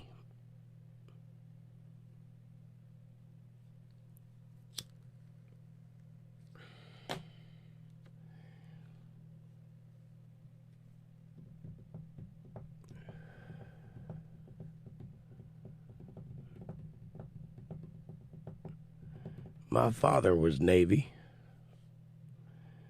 I skipped that whole thing. I don't think anybody in my family, maybe my uncles were in the military, but it seems like I've seen some pictures of them in uniform.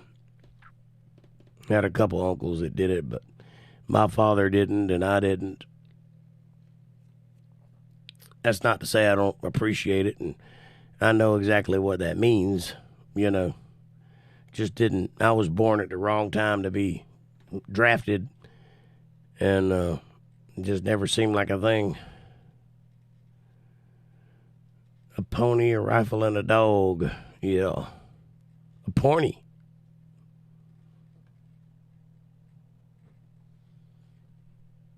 I failed the physical for the Marines.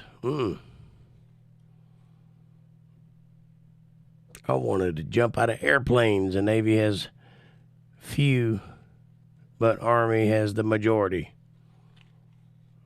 I would think the Air Force would have the majority of airplanes. Don't believe, support the draft. Military service should be voluntary. I agree with you, 100%.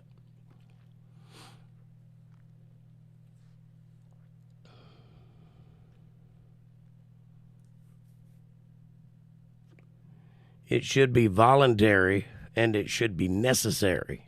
I don't think it should be just conscripted onto somebody that doesn't necessarily believe in or want to be part of the fight that's occurring, which is started by bureaucrats who have never seen a battlefield and don't care one way or another whether you come home or not.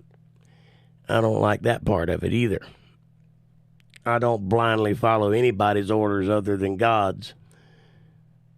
So I don't think I would work very well in the military.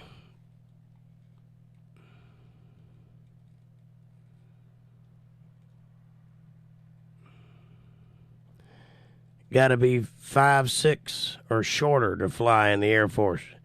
Yeah, because there's weight limitations, right? I agree with you, Sepson. Politicians should be the first one sent into a war zone. I agree 100%.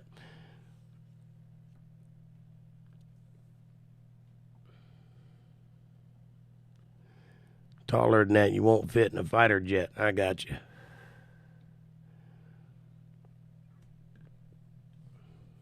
Yeah, I think a lot of that come unraveled around Vietnam. Towards the end there, they started, the soldiers started realizing that they didn't necessarily know what they were fighting for, that they were just being sent one way or the other, and it was all a big game to the people in charge. And when they came home and got the reception that they got, that was a disgrace. That should have never happened.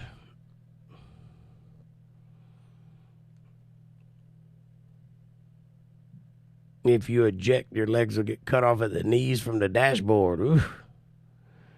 That's terrifying.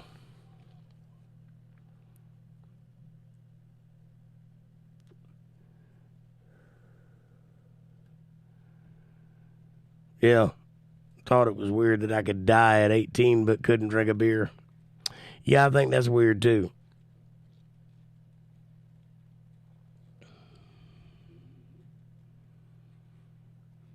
Forrest Fenn did it in Vietnam, LOL.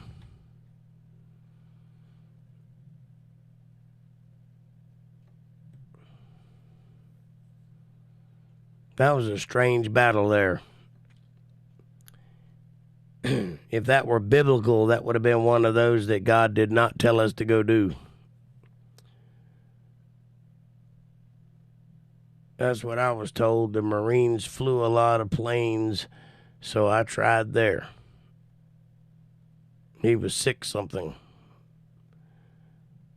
Oh, I got you.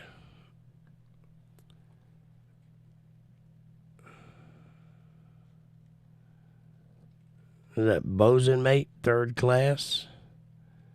Was my final rank when I got out.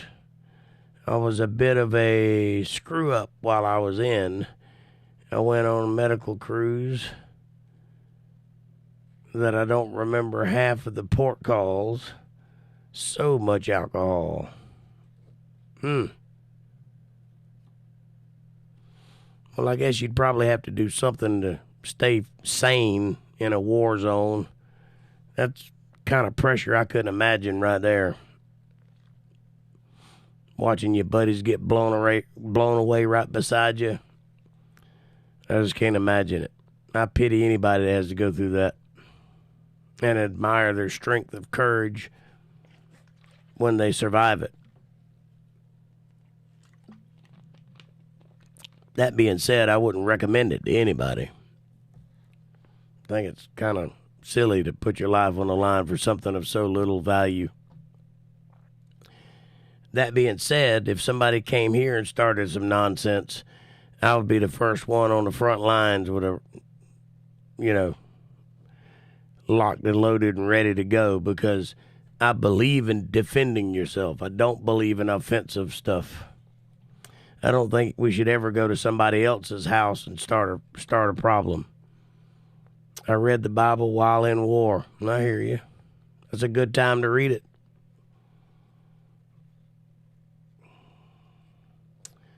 Not war. This was the early 90s.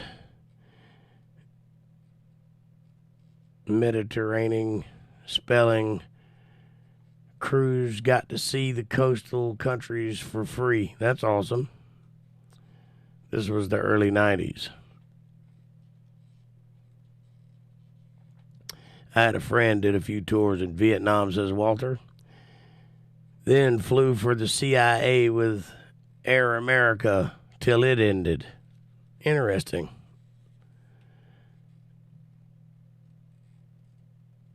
Fab Daddy says, I spent 6 months waiting to free Kuwait. You guys are way tougher than I am.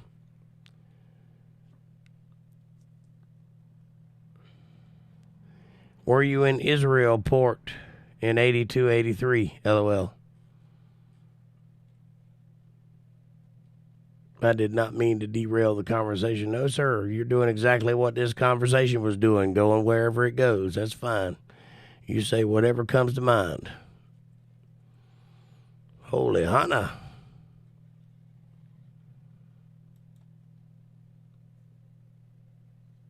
Well, we started out in the Dark Ages and we ended up in the war, so sounds like history to me.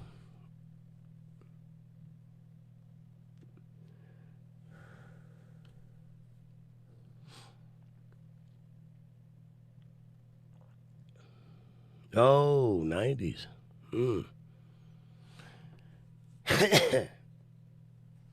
Pardon me.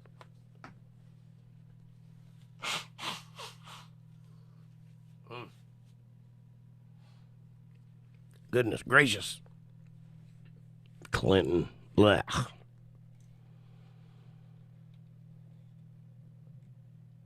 I was in the U.S. Navy from 91 to 95. So late Bush, the first, to the early Clinton. Desert Shield, Desert Storm, says Fab Daddy.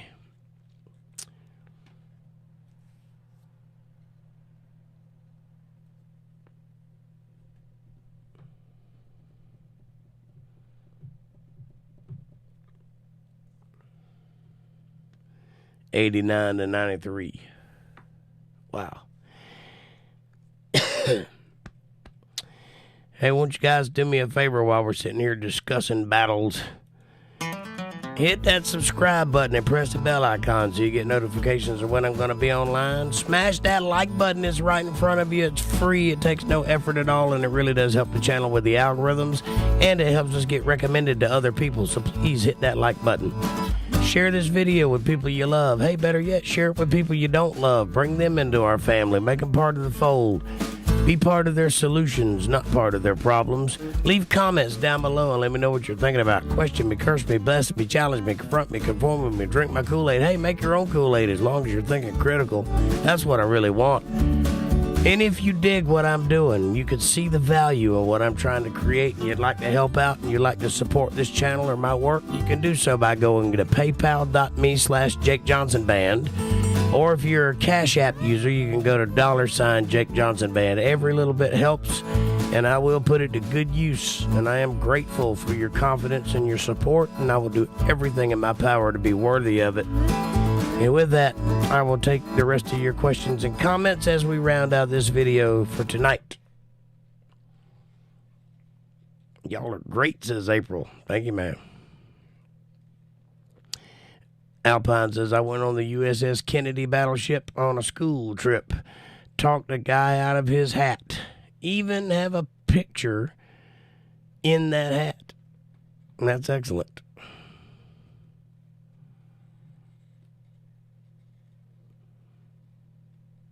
If I didn't fail the physical and didn't get in trouble, I would have been a sergeant in the Gulf War and made the rapid advancement program, says Walter.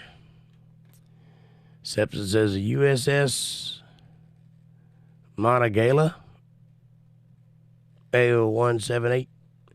So much fuel spilt between jet and diesel did nothing to help my spelling. A guy / soldier, says Albine, with the hat. Interesting. Is that all you talked him out of? Gotta watch those sailors. They've been in and out and in and out and in and out in every port in the world. My father was a submariner. I got to sit the inside of an old diesel sub as a child, says Vab Daddy. That's fascinating. Jake, please refute this guy. He was a Mexican liberal thinker. And what for it? Atheist. His name is Ignacio Ramirez. And his nickname is El Nigromante, in Spanish, the necromancer. He sounds interesting. I'll look into him. Wow, the hydraulic lift, Sebson.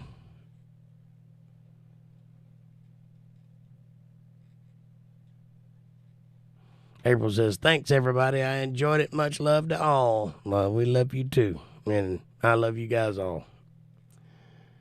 There are times I miss being underway, out in the middle of the ocean. Such a beautiful sky to look out. That would terrify me. No land anywhere in sight. Not for Jake. God bless everyone. Have a great night. Will you be here Friday, Jake? Yes, ma'am. I'm planning on it.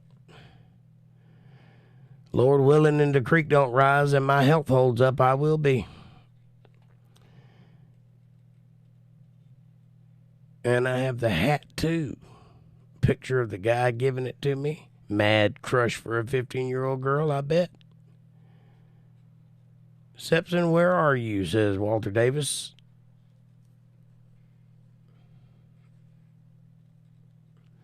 OMG, it was a school trip. Easy. I was just asking. You never know.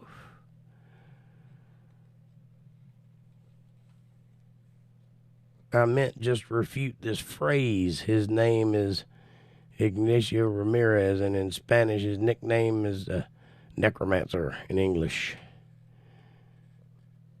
Why would I refute that? I don't even know who this person is. He's clearly not a necromancer because people can't do that. And there's no such thing as ghosts. So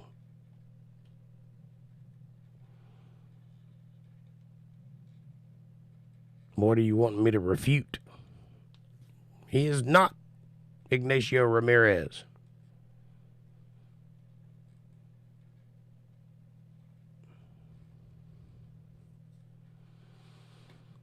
Walter Sepson says, I live in the D.C. area. I am currently on Long Island until March. Walter says, out on the open sea is awesome. I'm sure it is, but you won't catch me out there because I know everything in the ocean wants to eat me, and I don't have any desire to go out there and let them. Let's rate them. Yeah. Keep feeling better. It's been real. Have fun. Just not real fun. I hear you, Fab Daddy. I'm working on it, buddy. I got a boat near Seaside, New Jersey. You're welcome aboard, says Walter Davis. Thanks, Walter, says Zepson. There is no God. Natural beings sustain themselves. Destroy it. There is a God, and you can't even draw a breath without his permission.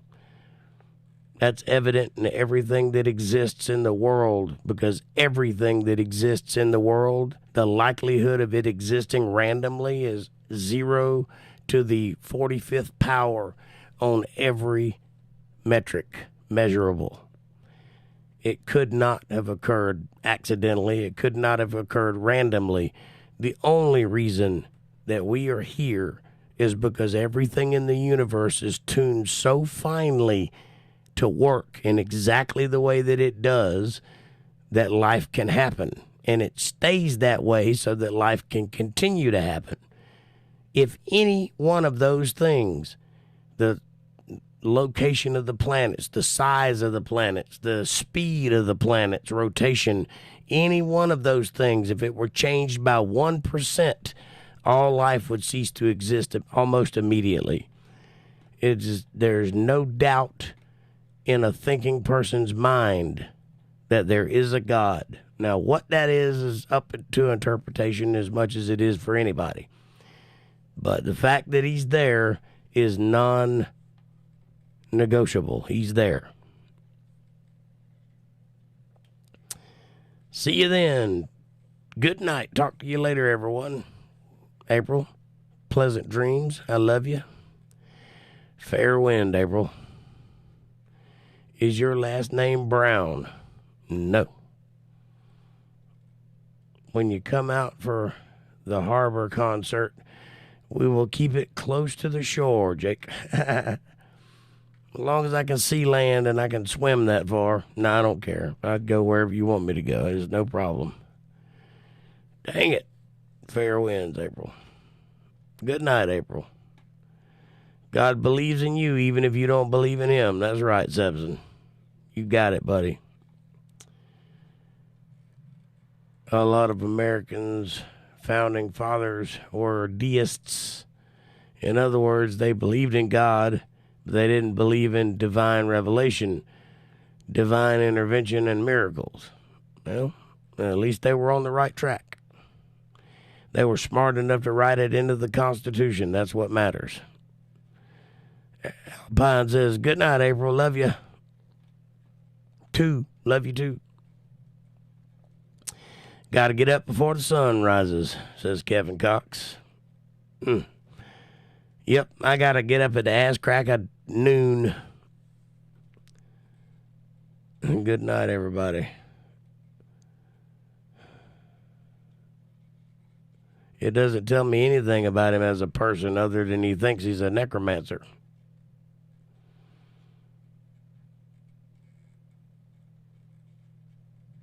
Hey, Caucasian's coming in just at the end. Was guest on another channel. Awesome. How you doing, Sasquatch? Good to see you, buddy.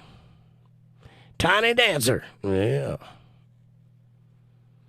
Jake has managed, without even really trying, to bring me back to the road to God. Thanks, Jake.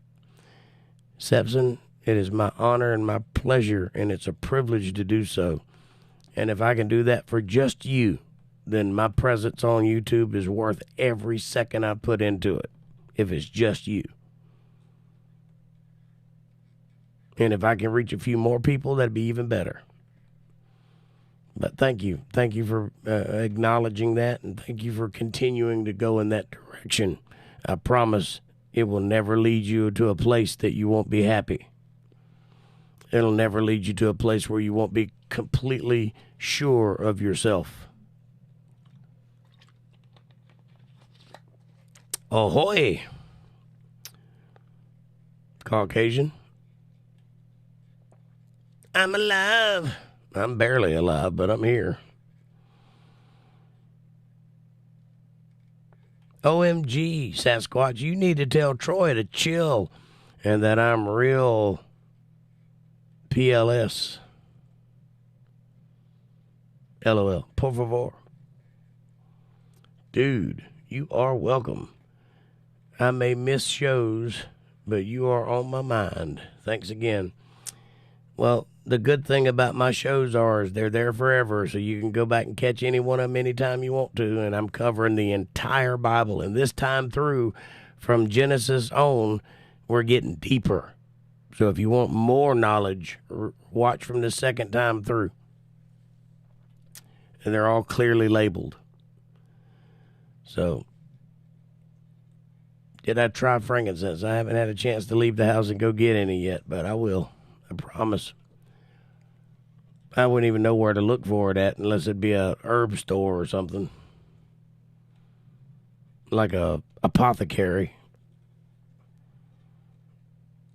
I don't think they sell them at the local dollar store. But I'll find some somewhere.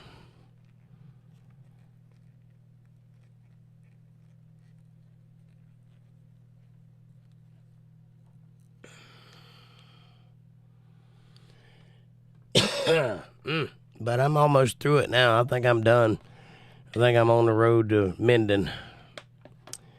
That would be a hell of a dollar store. Yeah, I bet it would. But if I find some, I'll definitely buy it. Put it in my medicine cabinet for the next time I get sick. I bought some more oil thanks to you.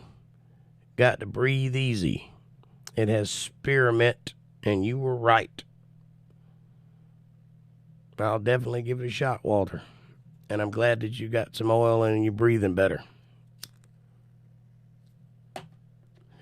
I was having a rough time yesterday. Today I feel pretty good. So we'll see how that works out. See if it stays that way. I have felt better before. When I first got through COVID, I was feeling better. And it was like every other day. I'd feel better and then I'd get sick again. And I'd feel better, then I'd get sick again. Then I'd feel better, then the next day I'd have a fever. I don't know what the hell was causing that, but it's like I just kept infecting myself or something. And I think that's what was going on.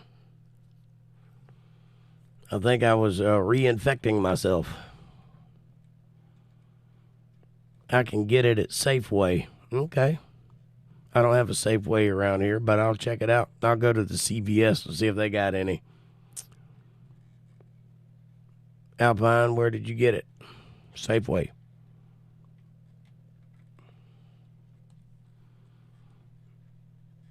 That's one of my sister-in-law's product names. Really?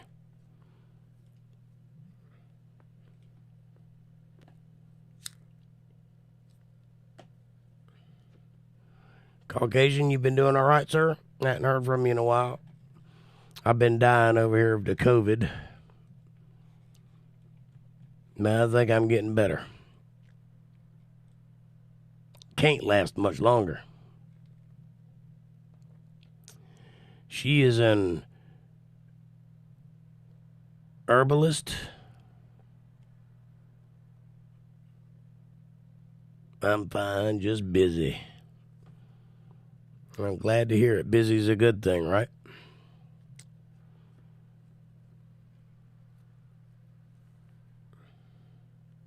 Jake, do you have a mailing address? Yes, sir, I do. And if you want it, you're going to have to go here. Go to UntetheredLivestream@gmail.com and drop me an email with your email address, and I'll mail it to you. I don't want to put it out on the chat.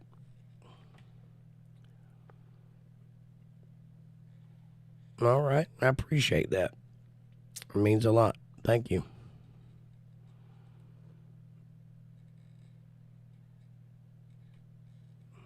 $6 bag of Safeway frankincense and other good oils. Oh, an email. Yeah, I got my own email address. Check that out.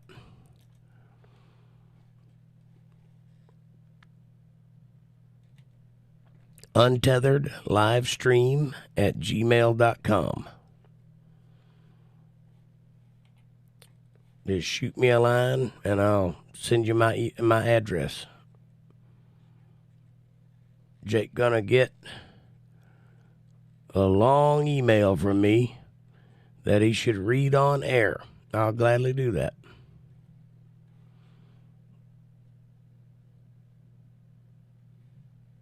I don't email much. Well, you ain't got to say anything. Just make sure I've got your email address so I can send you my address. I'm not going to put it out for the world to know. Have people showing up at my house at 4 o'clock in the morning. Come on, man. Can you email enough that I can get you my address through it? Or is there a chat, like a Facebook chat that we could do? Anything more private than this?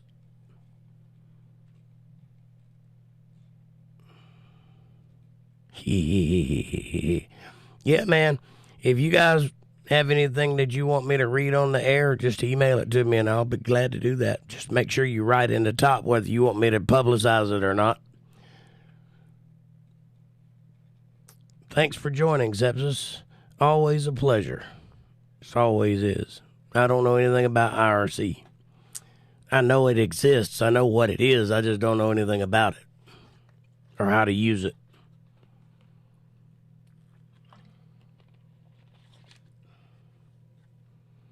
Nobody shows up at my house but foster kids because I got big dogs. I don't. I have a bunch of cats and they're not very good guard dogs.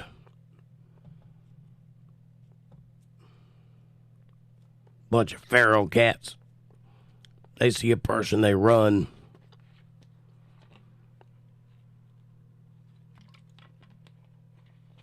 Even me, and I feed them. But anyway, if you want my address, that's a good way to get it. Or you can look me up on Facebook Chat, Facebook Messenger. That's what it's called.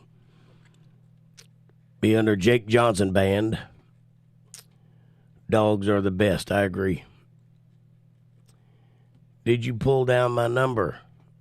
Says Walter to Alpine. It's called a phone. Ha.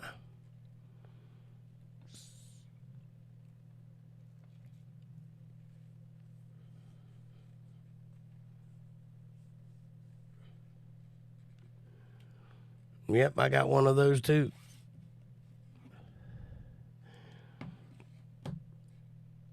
And if you want my personal phone number, it's the same thing. You got to get it privately. I'm going to put it on the air. What, Walter? You guys are about to get in a fight, are you?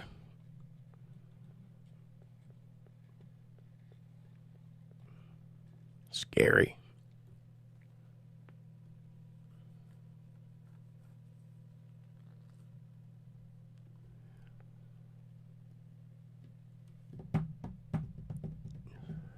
I think I'm going to go eat me a chicken pot pie and go back to bed. I think that's what I'm going to do. I got to get up and go to work tomorrow. I've done missed 2 days this week. Ain't making no money sitting on my tail.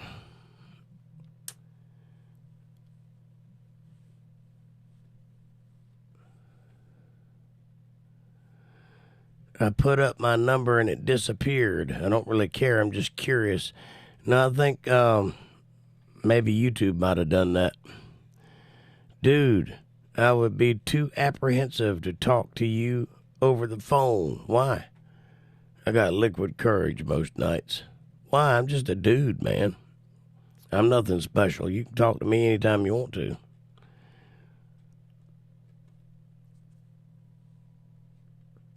Nothing to be apprehensive. I'm like a steel vault. Anything you say to me stays with me, period. I am not a gossiper. I never saw it either.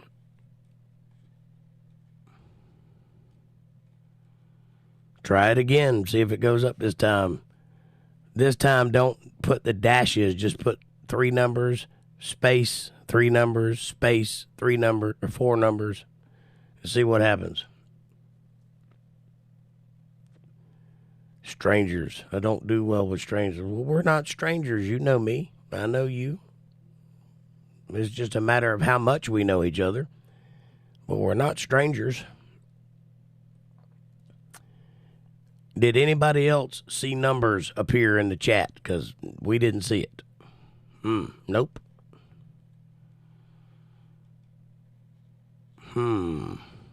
That's odd. That's not the first time I've seen things like that happen in this chat room. Things are weird on YouTube, man. I don't know what the rules are. I don't know what to follow because they don't tell you. They're not clear about it.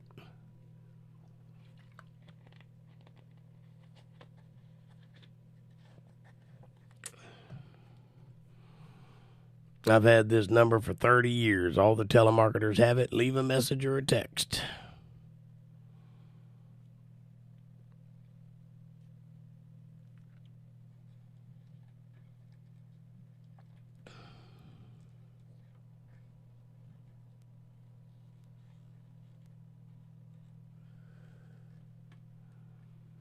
I have not lost your number. She says, I talked Jake's ear off on the phone and then he lost my number. True story. Not true. I still have your number. How about now? Nope, still no numbers. I see the... Is that your phone number in words there? Imagine that. LOL. Girls.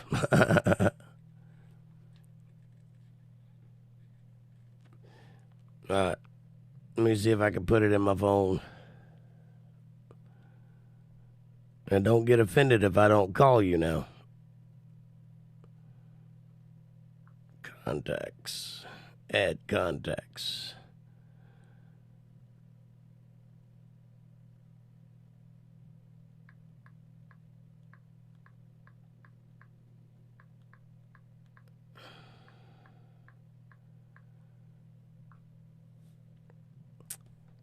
All right, hang on.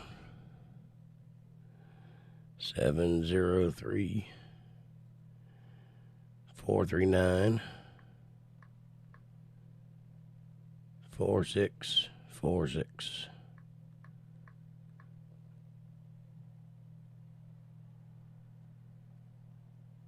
All right, I got your number.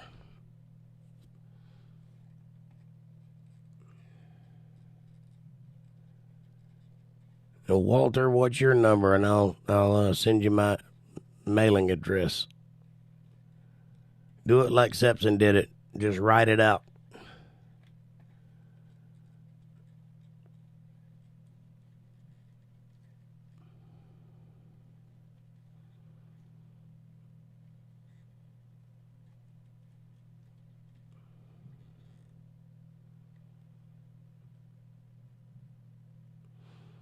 I'll call you one time so that you have my number. But I will not call you unless you need me. Because I'm weird like that. I'm going to do it right now. Don't answer it. Just save it.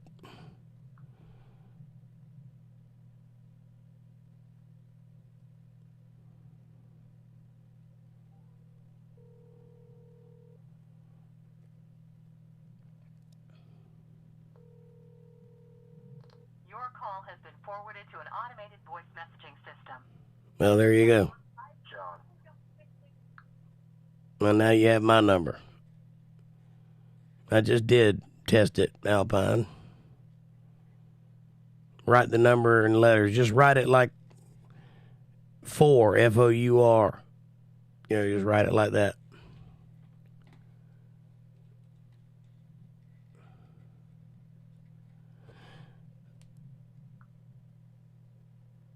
But like I said, I'm not a phone guy, so I don't, call people. I don't even call my family. They call me usually. And it's not because I'm not thinking about you. It's just because I don't ever think to do it. I'm too busy doing other things. And don't ever know what to say, I'm good at conversation, but only if a conversation is present.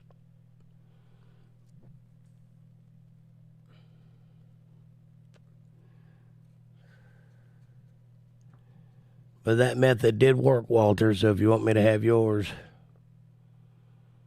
you got the same problem, so you understand me. It's an antisocial thing. It's not I'm not thinking about you and I don't care about you. It's not like that at all. I'm just antisocial. I missed the class when God was handing out social graces. I went to chainsaw studies instead.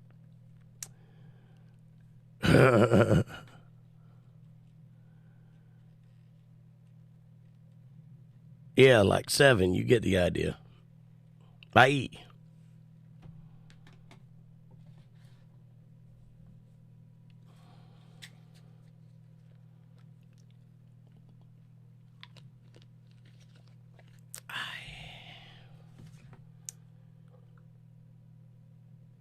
Name.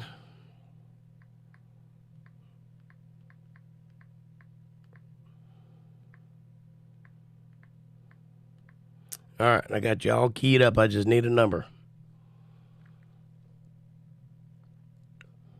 Social grace is a politician's forte, and the name's John. Yeah, I heard that on the on the message.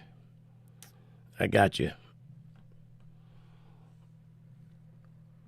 Well, pleasure to meet you, John. I'll dox myself every day.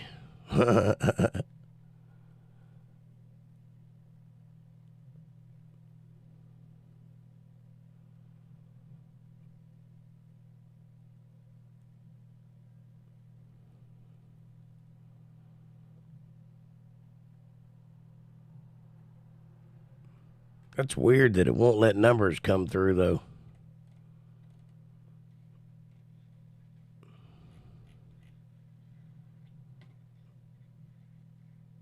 Golly, no one wants to talk to me. I want to talk to you. I'm talking to you right now. Talk to you 4 times a week. And glad to do it.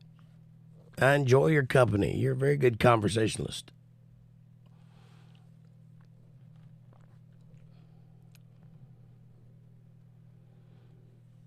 I'm just not a phone guy, you know.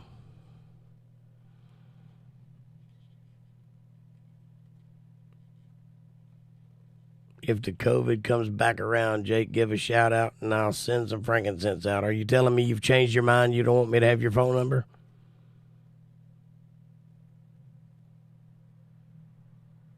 You're being awful difficult.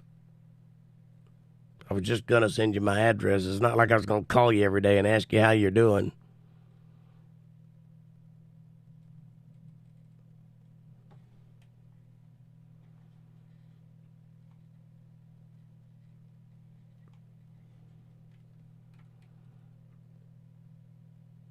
Yep, I got yours.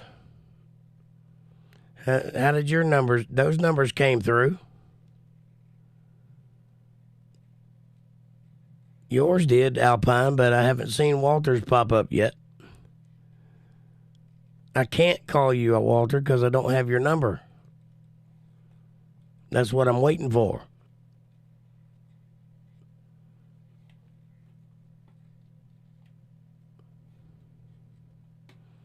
Somehow Alpine got her numbers to pop up.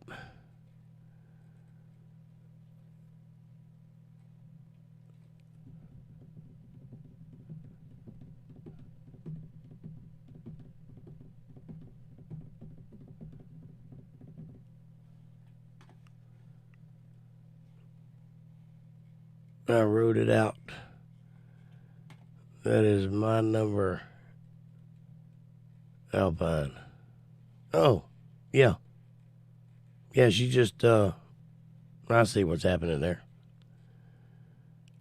I must have missed it then, Walter, because I didn't see it. Let me scroll back up and see if I can find it. Well, there's Sepson's.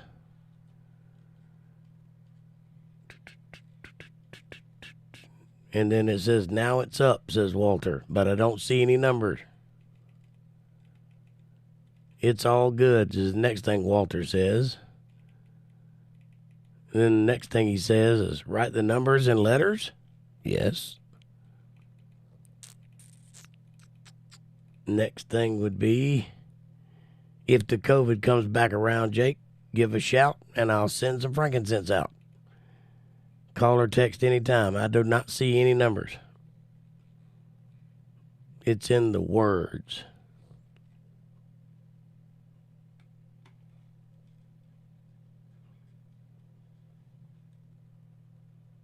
Well, I don't have a cipher key or a magic decoder ring, so just write it out.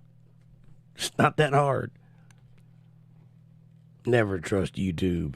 I don't.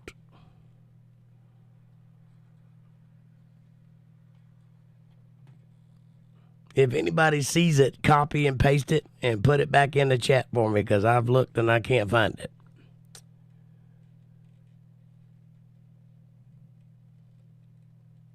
I'm just a job, it seems, at this point. Oh, come on now. What you trying to say?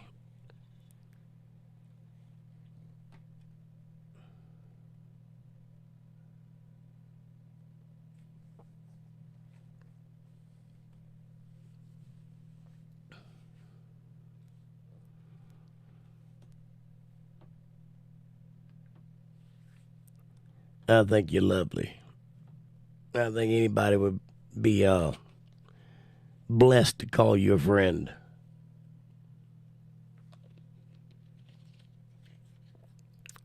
And you could call me anytime you want to. You already know that. Can you see it? I cannot. For whatever reason, it ain't popping out for me. Does anybody else see it?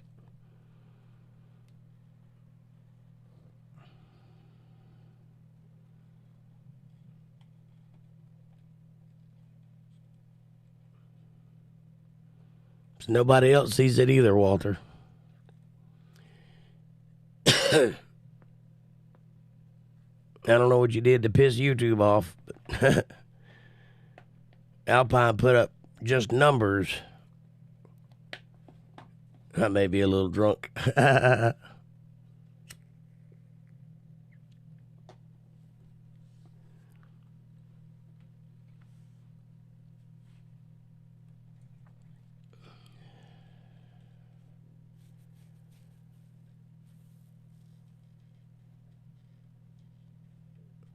Wow, this is pretty strange. A new feature of YouTube. Alpine says, playing secretary.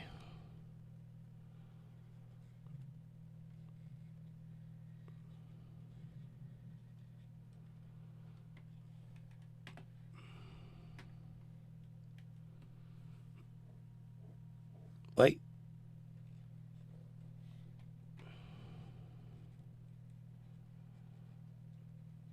What's your email, Jake? All right. It is UntetheredLivestream at gmail.com, right on the screen.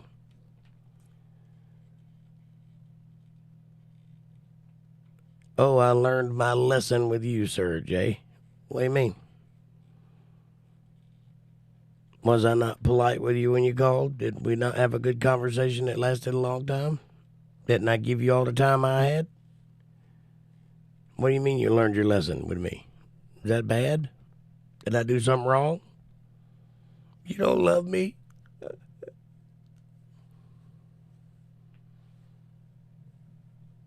I got it. All right. Walter's phone number. 908 310 9630. Okay, I got it. And now I will send you a message.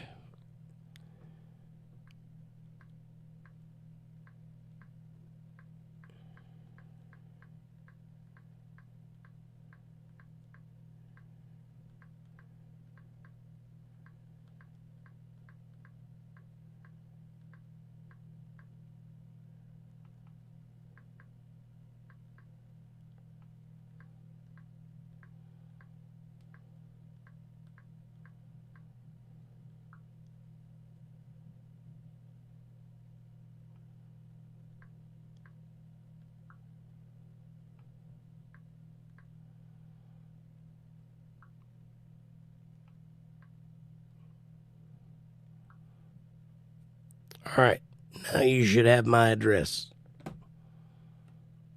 Score one for the little guys. I'm not mad. You lost my number. Alpine.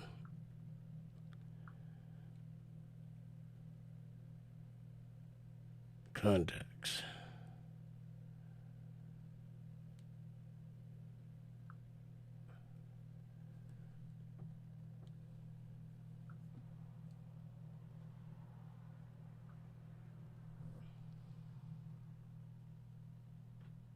You see that right there?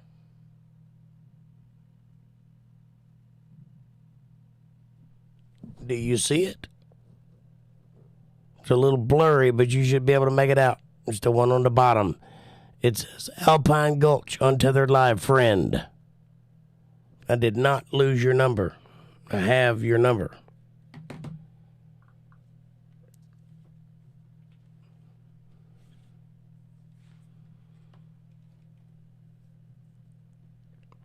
Well, I thank you, Walter. I appreciate you, buddy. I will definitely use it. I'm not the slightest bit worried about you poisoning me.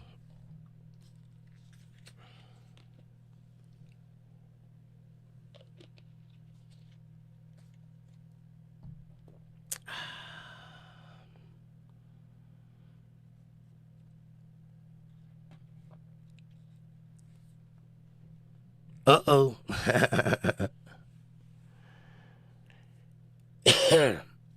No, I didn't lose your number. I'm just telling you, I'm not a phone guy. I just never think to call people.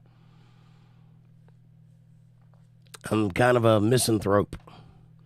I spend most of my time inside of my own head, and the only time I become extroverted is when I'm on stage or in front of a camera. The rest of the time, I'm pretty much sweatpants and in a dark room. I'm not very social, that's all. But I love you nonetheless. And if you want me to call you, I will. Just tell me.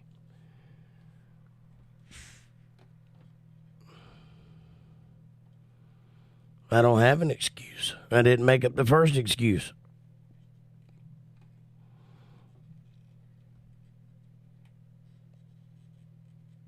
I'm more of a frontal assault kind of guy. I hear you. Poison's a woman's drug anyway, or a weapon, from what they say. This is fun.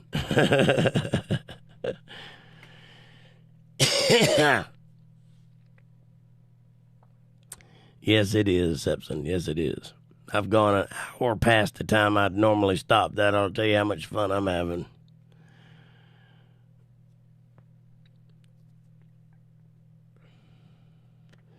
Yeah, women will put Drano in your eggs. Men don't usually do things like that. Men will usually punch you in the nose, and then it's over and they're best friends.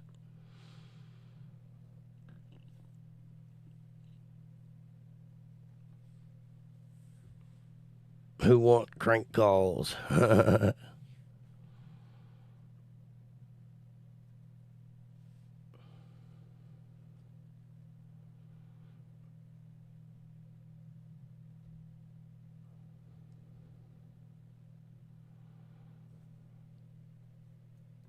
Yep, it's a strange world we live in, the way things function. I learned how to be a man on a construction site with men when I was like 11. And they were grown. And I went to work when I was 11 as a roofer. And they worked me just like the grown men. They didn't call me any. And I learned real quick when not to run my mouth, who was in charge, who was the alpha, and how to be the alpha when it came time to need to be. And that terminology doesn't stay with one person. It depends on the situation. It's a strange world we live in, for sure.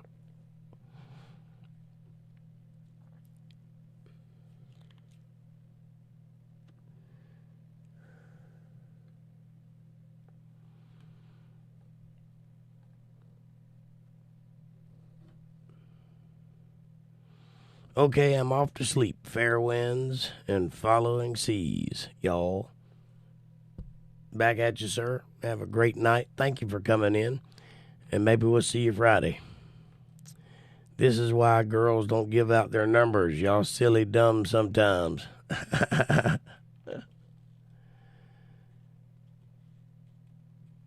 Who sings the songs? Right, who sings the songs? There were friends and they're all dead. What? One guy died of Drano on his wedding night. Thanks again, Jake. You're certainly welcome for anything I may have done, Simpson, but I'm sure it was all you.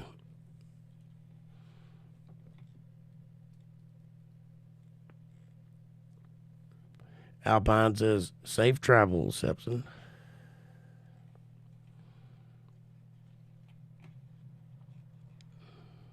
It was a song from the 80s.